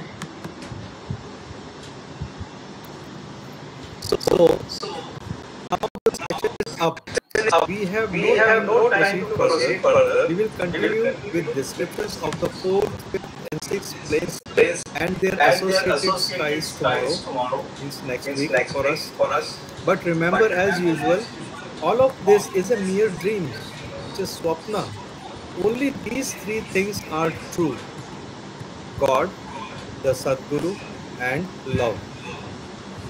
So get these 3 things and toward that end create LOVE, love. जय बाबा। Thank you sir. अच्छा, इसको मैं पढ़ूँ, हिंदी में बताऊँ इसके पहले आज डॉक्टर CB रोहितदास है, मुगले काका भी है, तो दोनों में से कोई आगे आए हिंदी प्रार्थना के लिए या इंग्लिश की प्रार्थना के लिए। और वैशाली मिस्त्री है, उनसे मैं गुजारिश करूँगी कि वो आरती कहे। जय बाबा। होता है, जय और बाबा। हाँ, जय बाबा, वेरी गुड। और उसके पहले किसको कुछ सवालात हैं तो पूछ लीजिएगा। और प्रार्थना कौन करेगा? मुगले काका आप करोगे कि डॉक्टर रोहितास करते हैं?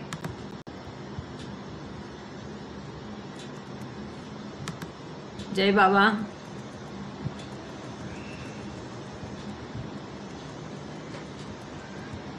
जय बाबा। आज तो वन क्वेश्चन आफ्टर गाड़ी चला रहा हूँ।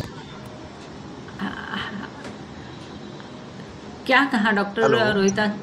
एक मिनट मेरे पास। हाँ दीदी, मैं एक्चुअली गाड़ी ड्राइव कर रहा हूँ तो अभी नहीं कर पाऊंगा मैं। ओके। स्नेहलता तिवारी जी, स्नेहलता तिवारी जी को पूछ लीजिए, तब तक मैं आगे बढ़ती हूँ। तो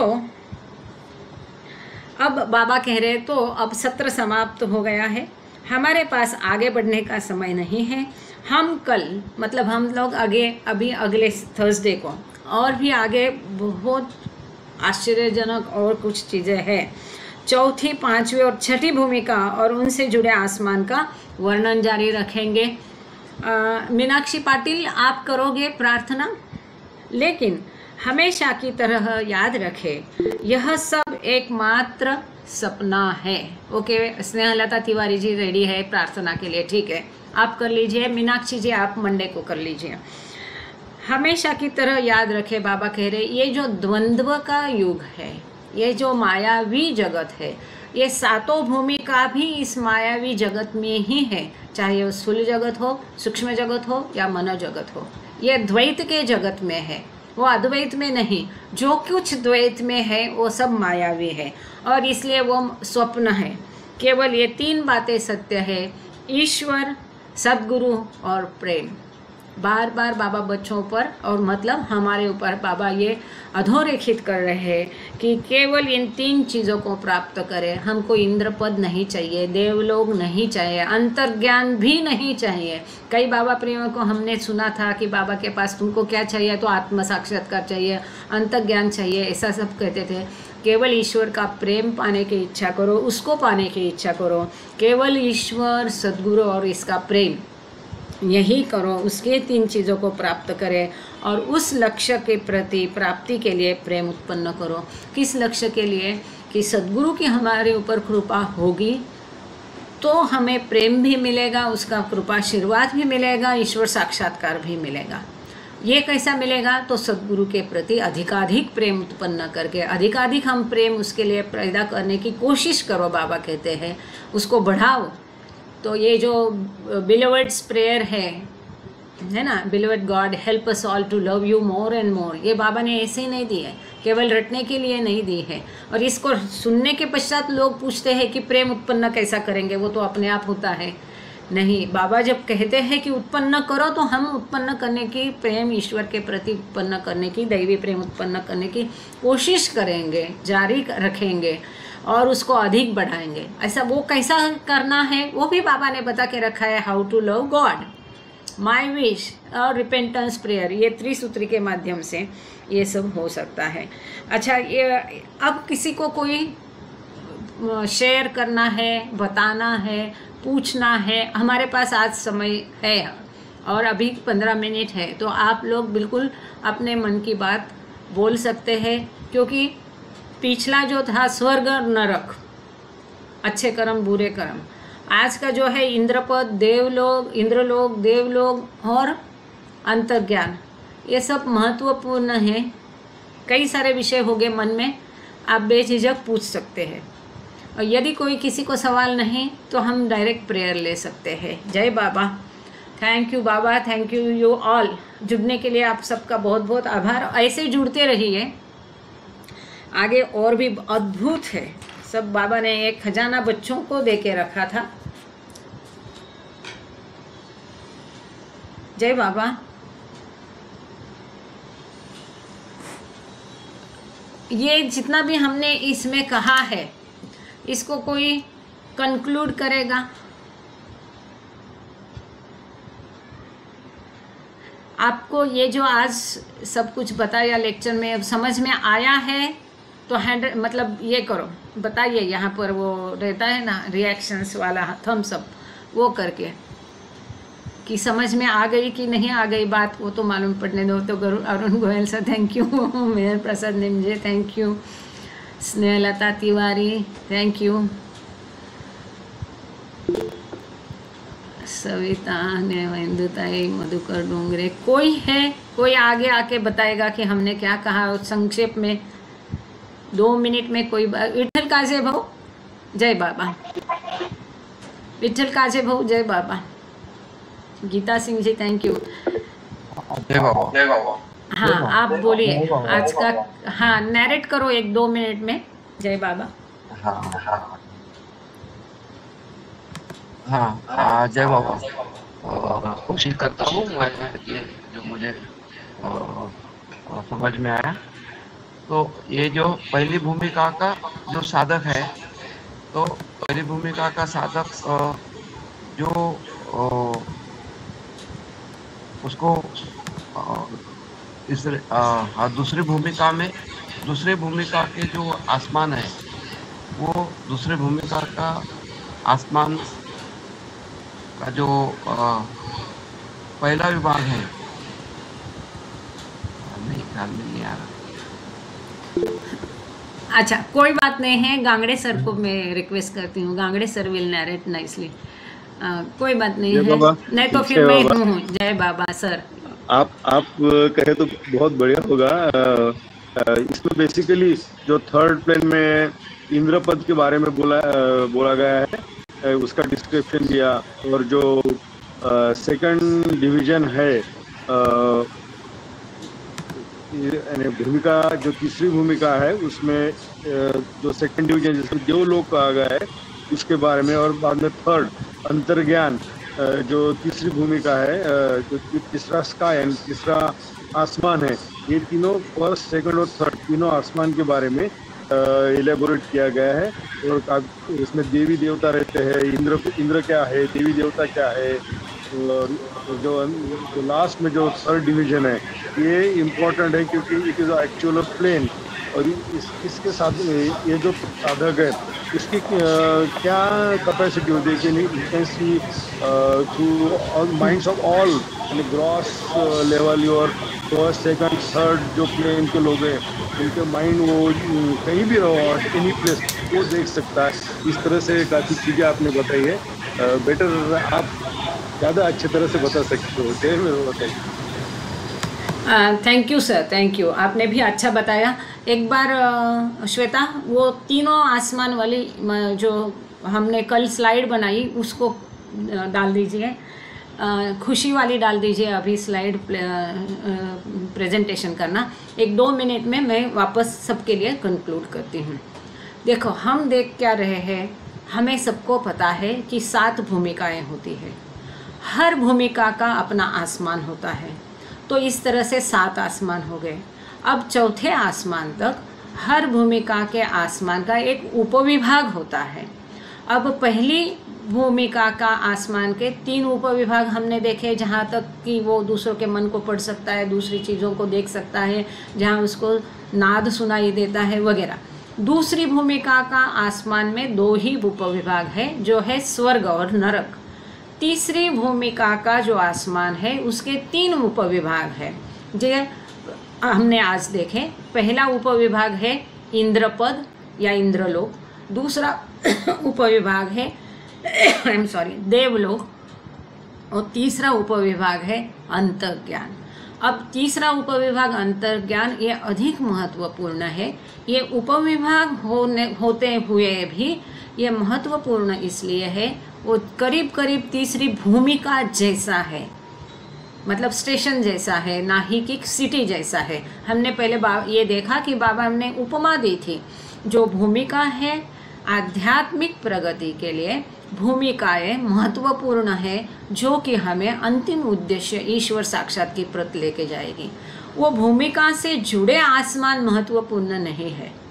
rather we don't have to venture towards the आसमान, we have to travel through stations. ये जो है बाबा ने आसमानों को उपमा दी थी शहर की, बगल के शहर, और जो भूमिका है ये है स्टेशन। तो हमारे उद्देश्य को प्राप्ति करना है तो डायरेक्ट स्टेशन टू स्टेशन यात्रा करना है, ना ही बीच में उतर के यहाँ वहाँ के शहर भटकना है। ऐसे करने से हमें हमारी उद्देश्य से हम दूर भटक सकते हैं, उद्देश्य की प्राप्ति में देर हो सकती है। अब हमने पहले ये देखा कि जो कड़ी तपस्या करता है इंद्र पद पाने के लिए, बहुत कड़ी तपस्या उसने इस उद्देश्य से की हो, तो दूसरी भूमिका में उसकी मृत्यु के पश्चात वो सीधा तीसरी भूमिका का, तीसरे आसमान का पहला विभाग में, मतलब ये इंद्र लोक जाएगा, इंद्र पद पाएगा। लेकिन वो कैसा? सूक्ष्म शरीर में, क्योंकि आफ्टर डेथ है तो सूक्ष्म शरीर में, और वहाँ वो कई पूरा एक युग तक फंसा रहेगा। वहाँ बहुत आनंद है, स्वर्ग से भी अधिक आनंद है, परंतु वहाँ वो फंसा रहेगा। लेकिन जो तीसरी भूमिका का यात्री है, वो अगर तीसरी भूमिका के पहले उपविभाग में अनुभव करता है तो वो सदेह करेगा। लेकिन ये होता नहीं, क्योंकि वो सद्गुरु की सहायता से जा रहा है तो सद्गुरु वहाँ भटकने नहीं देगा, और सद्गुरु की बिना सहायता जा रहा है तो वो इंद्र पद पाएगा। इंद्र, ये जो फर्स्ट है मुकाम ए हुरी जिसको कहा है इंद्र पद या ऑफिस ऑफ इंद्र, इंद्र पद को हम कह सकते सीधी भाषा में, ये इंद्र पद को पाएगा। लेकिन कैसे?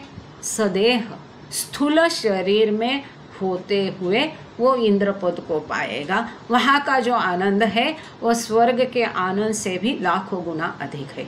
ये हो गया तीसरे आसमान का पहला हिस्सा। अब तीसरे आसमान का दूसरा हिस्सा मतलब बी से देख लेते। उसे क्या कहा है? शुद्धता या शुचिता, या तो मुकाम ए कुदसी, या तो स्टेशन ऑफ प्यूरिटी, मतलब शुद्धता का ठिकान। ऐसा क्यों? क्योंकि जितने भी देव देवता है, जितने भी देवदूत है, एंजल्स है, दिव्य और दैवीय आत्माएं है, उनका सबका ये ठिकान है, उनका ये घर है, उनका ये निवास स्थान है। इसको कहा है? It is a abode of angels and divine and दिव्य और दैवी आत्माओं का ये निवास स्थान है। It is the abode of divine spirits and angels. अब यहाँ पर भी आनंद बहुत है, लेकिन यहाँ यदि आत्मा मतलब साधक फंस जाता है तो 4 काल चक्र, एक काल चक्र कितना बड़ा होता है, एक युग कितना बड़ा होता है, ऐसे काल चक्र, 4 काल चक्र या 4 काल का युगों तक वो वहाँ रहेगा, और फिर वो स्थूल शरीर पाने के लिए तरसता रहेगा। जैसे कि उन्होंने बहुत अच्छा शब्द दिया कि वो लालायित रहते हैं। ये देवदूत, देवी देवता भी जो हम यहाँ वहाँ पूछते रहते हैं ना, देवी देवताओं कई सारे, तो ये ऐसे लोग हो गए ऐसा मुझे लगता है। तो ये लोग जो है वो स्थूल शरीर पाने के लिए लालायित होते हैं, क्योंकि स्थूल शरीर में ही केवल इस जन्म मृत्यु के चक्कर से मुक्ति हो सकती है, और ईश्वर साक्षात्कार पाके जो ईश्वर का मूल स्वरूप है, परात्पर परब्रह्म अवस्था में वो विलीन हो सकता है। इसके लिए वो लोग भी स्थूल शरीर पाने के लिए, लेकिन वो उनको 4 युगों तक प्राप्त नहीं। ये क्या हो गया? दूसरा विभाग, तीसरे आसमान का दूसरा विभाग, जिसको देवलोक कहा जा सकता है। अब तीसरे आसमान का तीसरा विभाग अत्यंत महत्वपूर्ण है, जिसको कि तीसरी भूमिका कहा जा सकता है। वो क्या है? वो अंतर्ज्ञान, आंतरिक ज्ञान की वो सब डिवीजन है, उपविभाग है। अब वो क्या है, वहाँ यात्री क्या अनुभव करेगा, ये बाबा ने बताया है कि जैसे पहले भूमिका का यात्री अपने आसमान में दूसरे के मन की बात पढ़ सकता है, परंतु वहाँ हमने क्या देखा था कि जो भौतिक रूप से उसके पास में है, निकट में है, केवल उनकी ही। अब कोई तीसरे विभाग का यात्री होगा तो वो क्या करेगा? अब हमारे डॉक्टर गोयल सर वहाँ गोहत्ती में है, उनका मन भी जान सकता है। मतलब तीसरे आसमान के तीसरे विभाग में क्या कर सकते हैं आप? वो साधक को क्या प्राप्ति हो सकती है? स्थूल जगत में कोई भी कहाँ भी हो उसे वो देख सकता है, उसका मन पढ़ सकता है। वो भले शारीरिक रूप से, भौतिक रूप से उसके पास में नहीं हो, उसका मन वो पढ़ सकता है। और केवल स्थूल जगत के लोगों के ही मन वो पढ़ सकता है ऐसे नहीं, परंतु जो सूक्ष्म जगत के लोग हैं, तीसरी भूमिका तक के केवल जहाँ पर वो स्थित है, वो जहाँ तक उसकी प्रगति हुई, उसके आगे के प्रगत लोगों को वो देख सकता नहीं, पढ़ सकता नहीं। इसलिए वो चौथी भूमिका के आगे के लोगों को पढ़ नहीं सकता है। केवल तीसरी भूमिका तक के सूक्ष्म जगत के लोगों के मन को वो पढ़ सकता है, उनको देख सकता है। यहाँ तक कि तीसरी भूमिका के तीनों आसमानों को वो देख सकता है, तीनों आसमानों को वो, आसमानों के लोगों को के मन को वो पढ़ सकता है, और सूक्ष्म जगत में जितने भी साधक हैं उनके मन को भी पढ़ सकता है। ये हो गई तीसरी भूमिका, इसीलिए उसको अंतर्ज्ञान कहा है। खुद शनाज बोला है, इनर नॉलेज, उसका ज्ञान, ये अंतर्ज्ञान इतना बढ़ सकता है कि वो दूसरों के मन की बातें जान सकता है।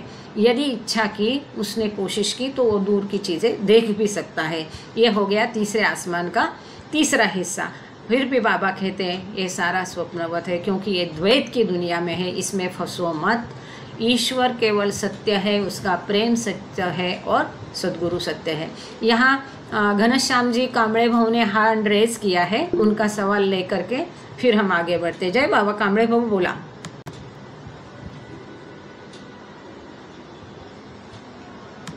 जय बाबा। कामड़े भाऊ बोलिए जी। यस, कामड़े भाऊ अमरावती वाले बोलिए।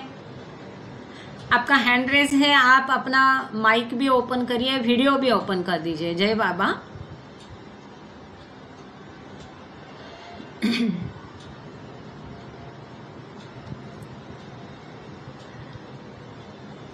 ये लोग है ना अमरावती में, जो हम पढ़ रहे थे गॉड्स पे अपना डिस्कोर्सेस पढ़ रहे थे, तब भी वो अपनी मीटिंग में उसको रिकॉर्डिंग को चला के उसके ऊपर ये लोग चर्चा करते थे।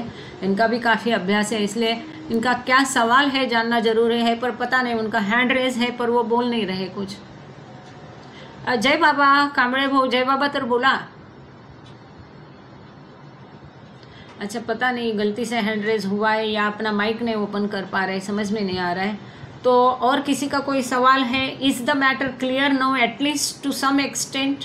बहुत सिंपल है, बहुत सादा है, और फिर भी बाबा ने तो इतने सादे शब्दों में, कम शब्दों में उसको क्लियर किया है। हाँ, बोला जय बाबा, बोलिए। जय बाबा। तुम्ही जे देवलोक इंद्राच्या नेक्स्ट खाली तुम्ही सांगितलं की देवलोकमध्ये जे इंद्र आहे त्याच्या खाली ज्या पर्या असतात आणि त्या पर्यांचं त्यांना एकदा पुन्हा इथं जन्म स्थूल जगतात घ्यायचं असेल त्यांना पुन्हा पहिलीपासून सुरू करावं लागते, समजलं का?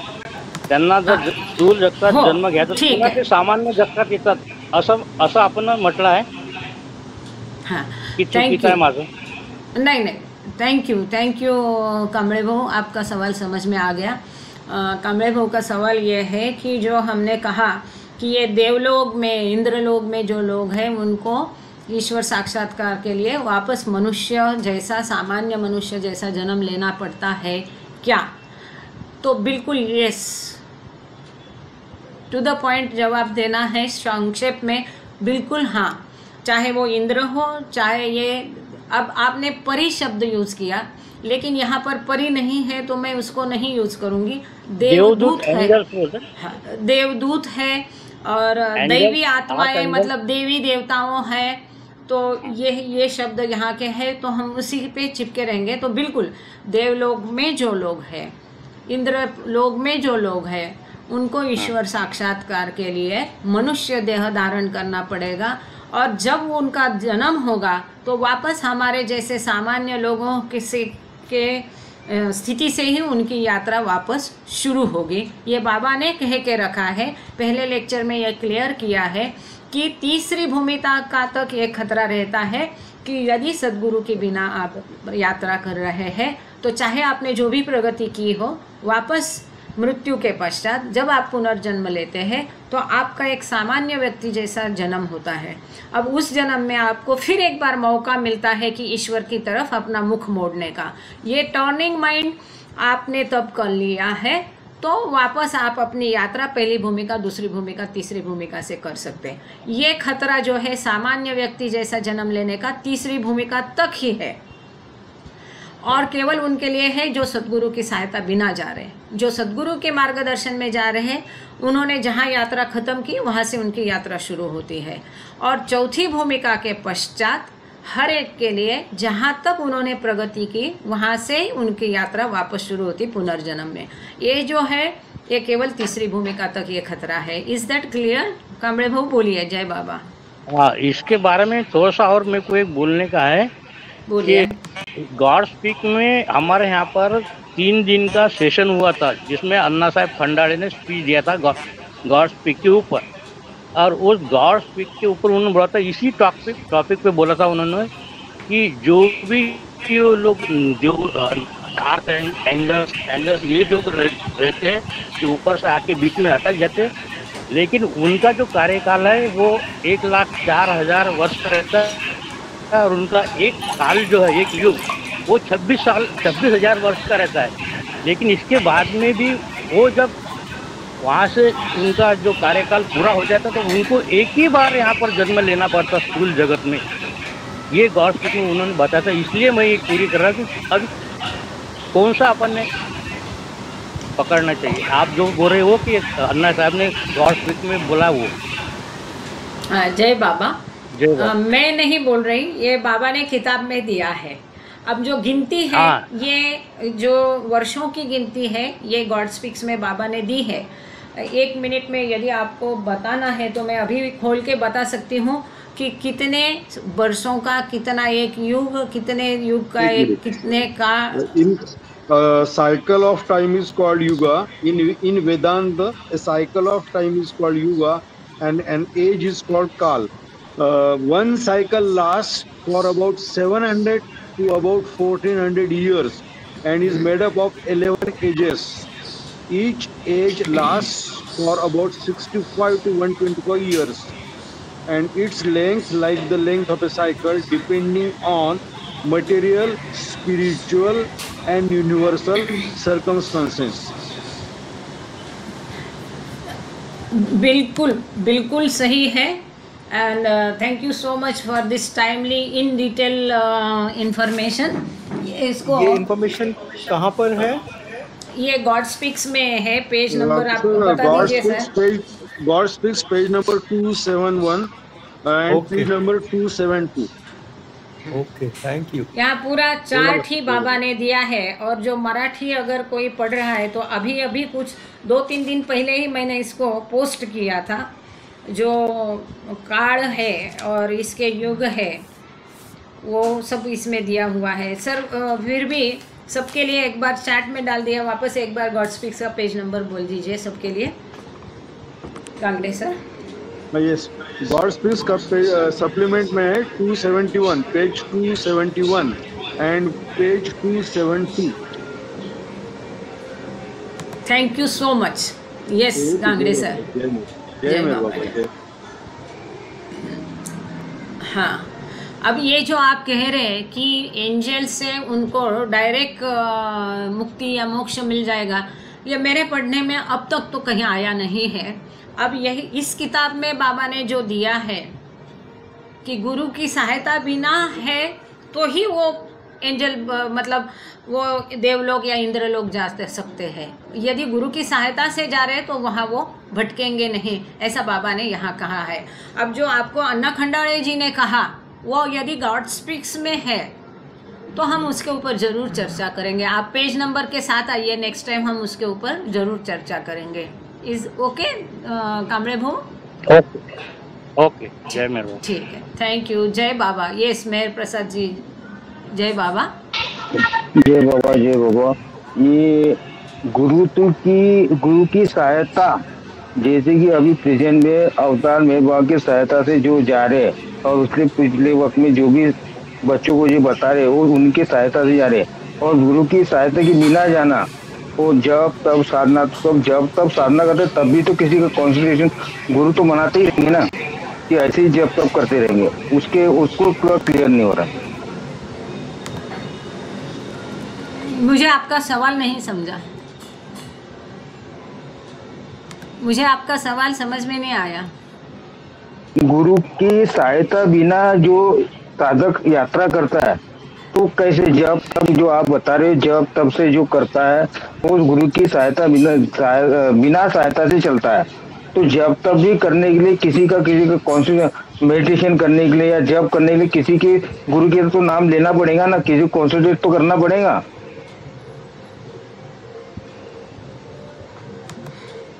हाँ तो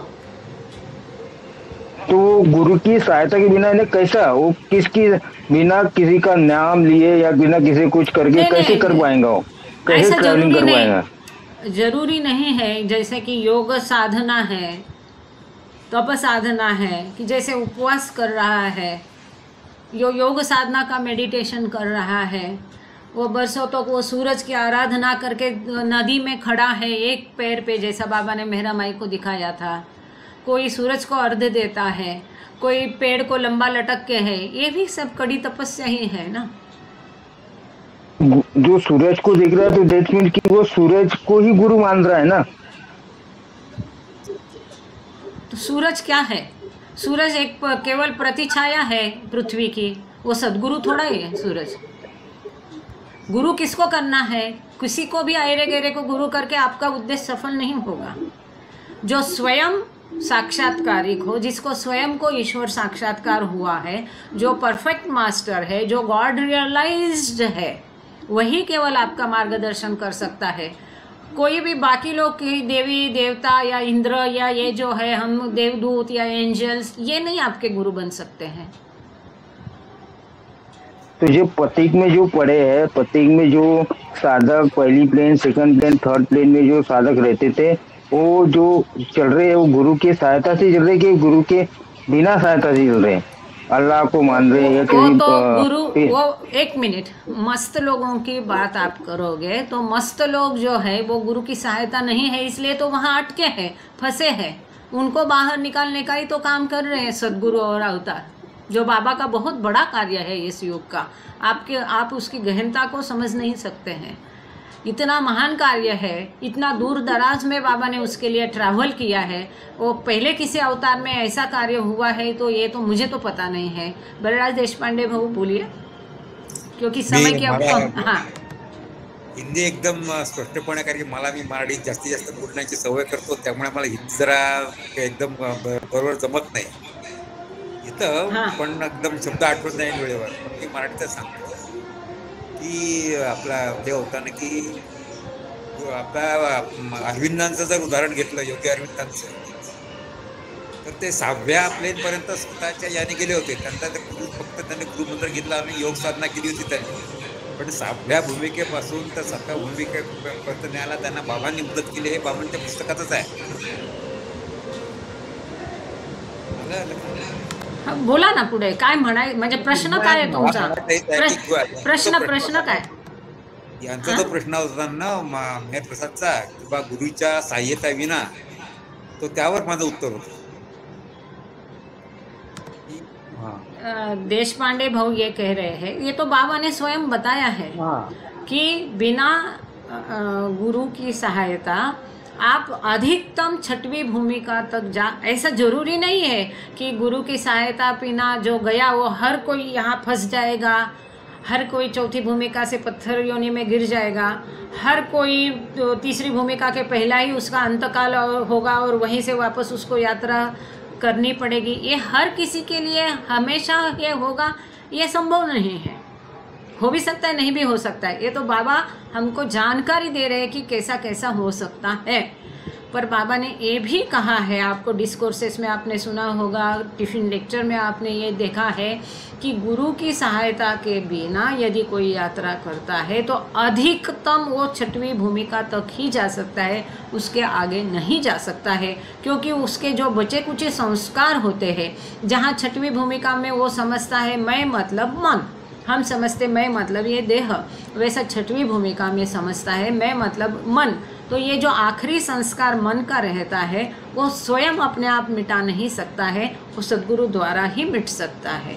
और हमने पिछले बार ये भी देखा कि छठवीं भूमिका के ये साधक अगर उनको साक्षात्कार दे भी दे तो वो तैयार नहीं रहते छठवीं भूमिका में साक्षात्कार लेने को, क्योंकि उनको पता होता है कि छठवीं भूमिका में मेरा इंतकाल हो जाएगा तो अपने आप मुझे सातवीं ईश्वर साक्षात्कार हो ही जाएगा।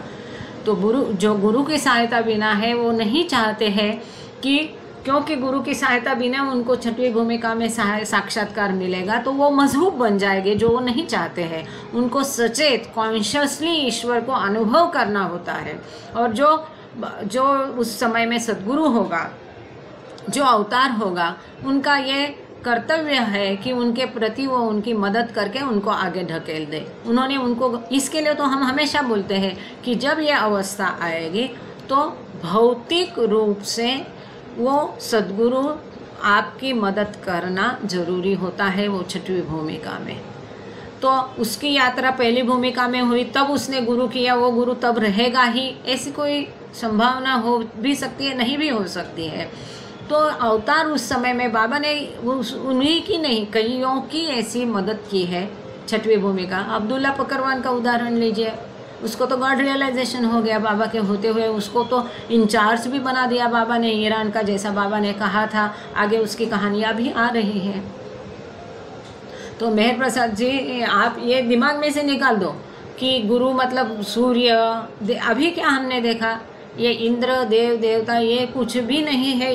बाबा ने क्या कहा है, केवल वही सद्गुरु आपका गुरु बनाओ जो स्वयं गॉड रियलाइज्ड हो, जो 56 गॉड रियलाइज सोल्स है, ये 5 सद्गुरु है, इनमें से कोई, अगर आपको हाईएस्ट ऑफ द हाई को नहीं चुनना है तो, बल्कि हम लोगों को इसकी चिंता क्यों करनी है, हमारे पास तो हाईएस्ट ऑफ द हाई है। उन्होंने हमारे लिए ऑलरेडी प्लान कर चुका है, तो हम उस प्लान में बाधा डालने की ज़रूरत नहीं। यहाँ वहाँ सूर्य, नदी और कोई और सद्गुरु, किसी को सद्गुरु के रूप में लेने की, हम already highest of the high की पनाह में है और इस विषय पर काफ़ी बार चर्चा हो चुकी। तो प्लीज़ बी फोकस्ड, केवल बाबा, उनके प्रेम और उनके ऊपर ध्यान रखो। ये सारे जो बाकी ख्याल है इसको दिमाग में से निकाल दो। जितना ज़्यादा सोचोगे गहराई में, इतने ज़्यादा पजल हो जाओगे, और जिसमें हमको नहीं जाना चाहिए। हमारा कंसंट्रेशन जो बाबा बोल रहे उस बात को उसी प्रकार, केवल एज इट इज़, आपको बाबा के प्रति प्रेम है तो अपने आप वो बात आप एज इट इज़ एक्सेप्ट करोगे, आपको एज इट इज़ वो समझ में आएगी। फिर बाकी उलझने दिमाग में से प्लीज़ निकाल दो, नहीं तो ये जैसा मार्ग में भटक जाते हैं ऐसा भटकाव हमको नहीं चाहिए। जय बाबा। अब मुझे लगता है अभी हमें प्रेयर लेनी चाहिए, काफ़ी समय हो गया है।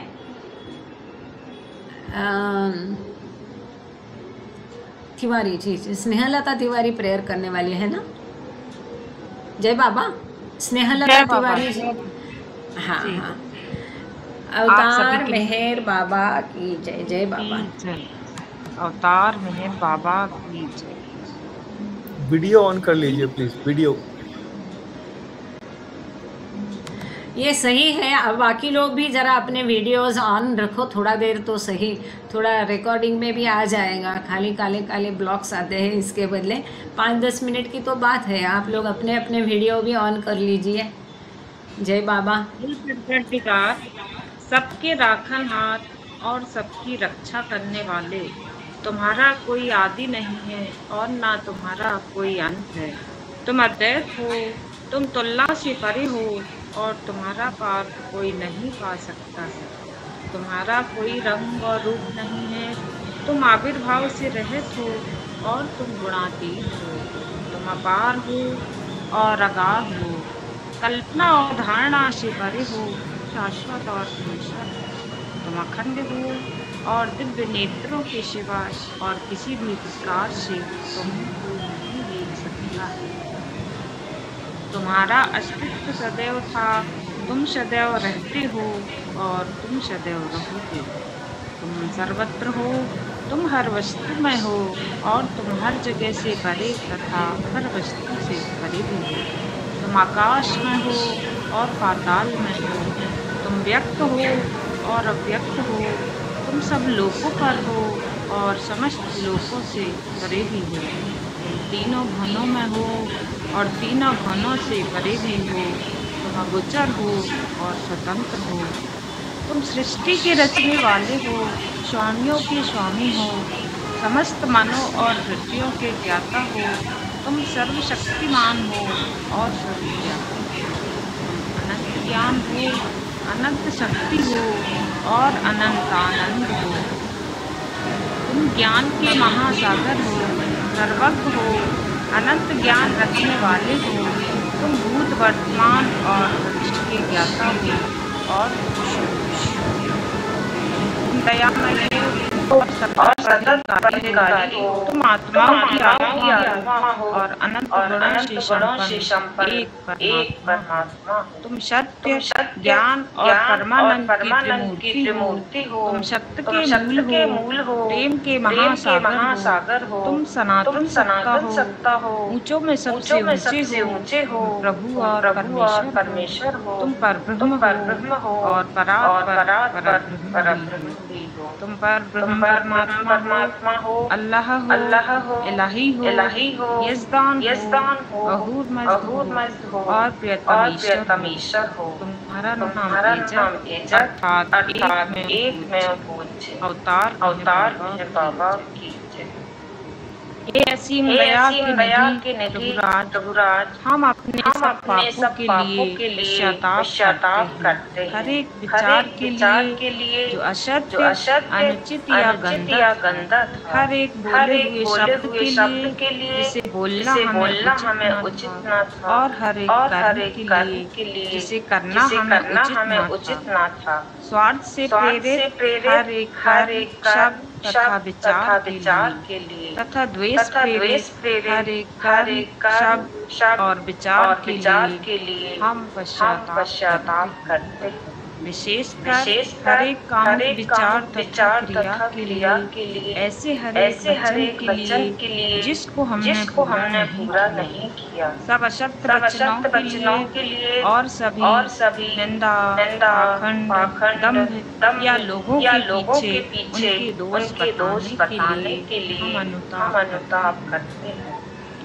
और खासकर दूसरों का नाश करने वाले हर एक कर्म के लिए, दूसरों को दुख देने वाले शब्द तथा कर्म के लिए तथा दूसरों पर दुख गिरने की इच्छा करने के लिए हम अनुताप करते हैं। हे प्रभुराज, आप हम पर असीम दया करके हमारे किए हुए पापों को क्षमा कीजिए और वैसे ही आपकी मर्जी के अनुसार विचार करने में, बोलने में तथा कार्य करने में जो हमारी असमर्थता सदा आई है, उसको भी क्षमा कीजिए। यही हमारी आपसे प्रार्थना है। अवतार में बाबा की जय।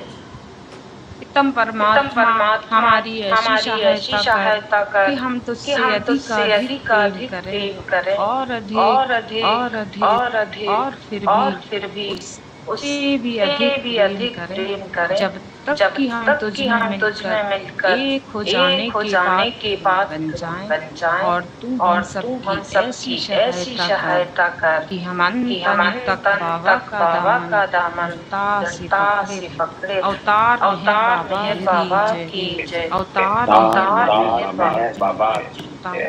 हाँ वैशाली जी, आरती। जय बाबा। जय बाबा ताई। जय बाबा ताई। हाँ जय बाबा। आरती। हॅलो हो सुरू करा, येतोय आवाज. मराठी हिंदी कोणती म्हणू? येतोय आवाज. येतोय म्हण जय बाबा. जय बाबा. कुठली पण हॅलो कुठली पण चालेल. साऊंड येत हा नाहीये. हॅलो आवाज येतोय आम्हाला. क्रॅकिंग साऊंड आहे. हा आवाज येतोय वैशाली. वैशाली. म्हण. ओके आवाज स्पष्ट आवाज येतोय. हिंदी म्हणू का मराठी ताई? मला तिकडनं अजिबात आवाज येत नाही. कुठली पण चालेल. ओके. चालेल. जय बाबा.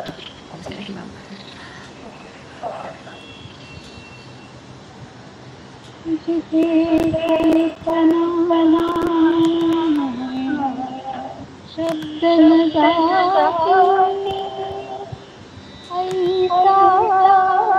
ऐसा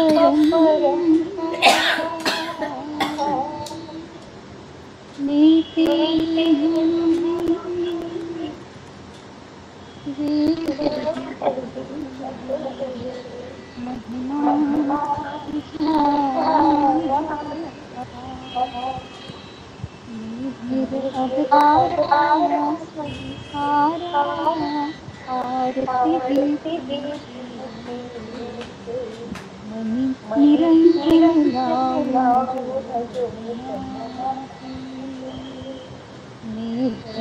अवतारा स्वीकारा आरती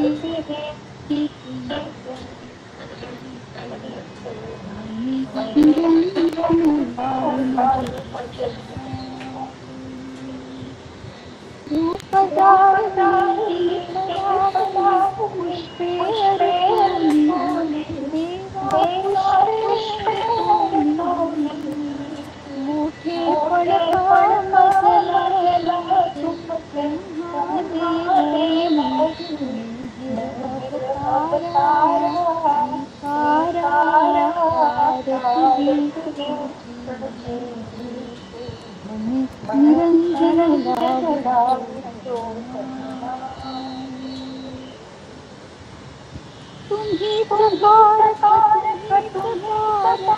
आदि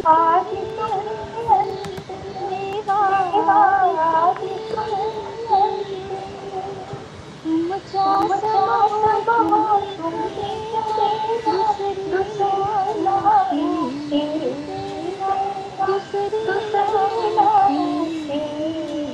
आरती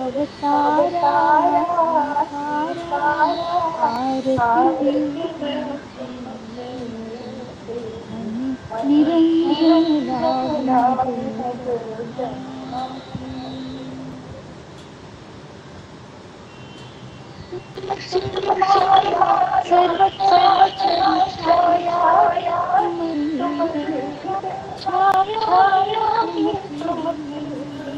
अनंत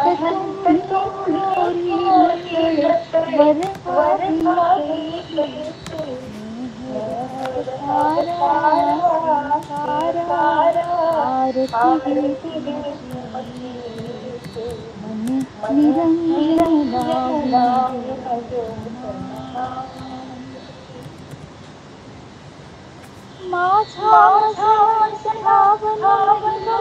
सांगू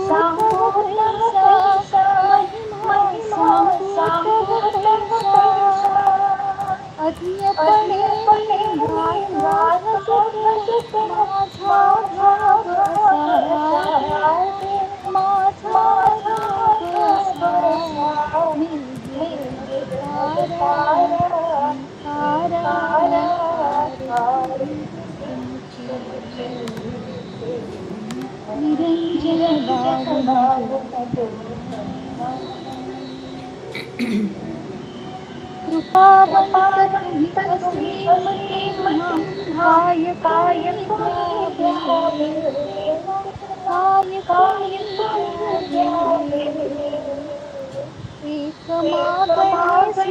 स्मरण तुझे तव भक्त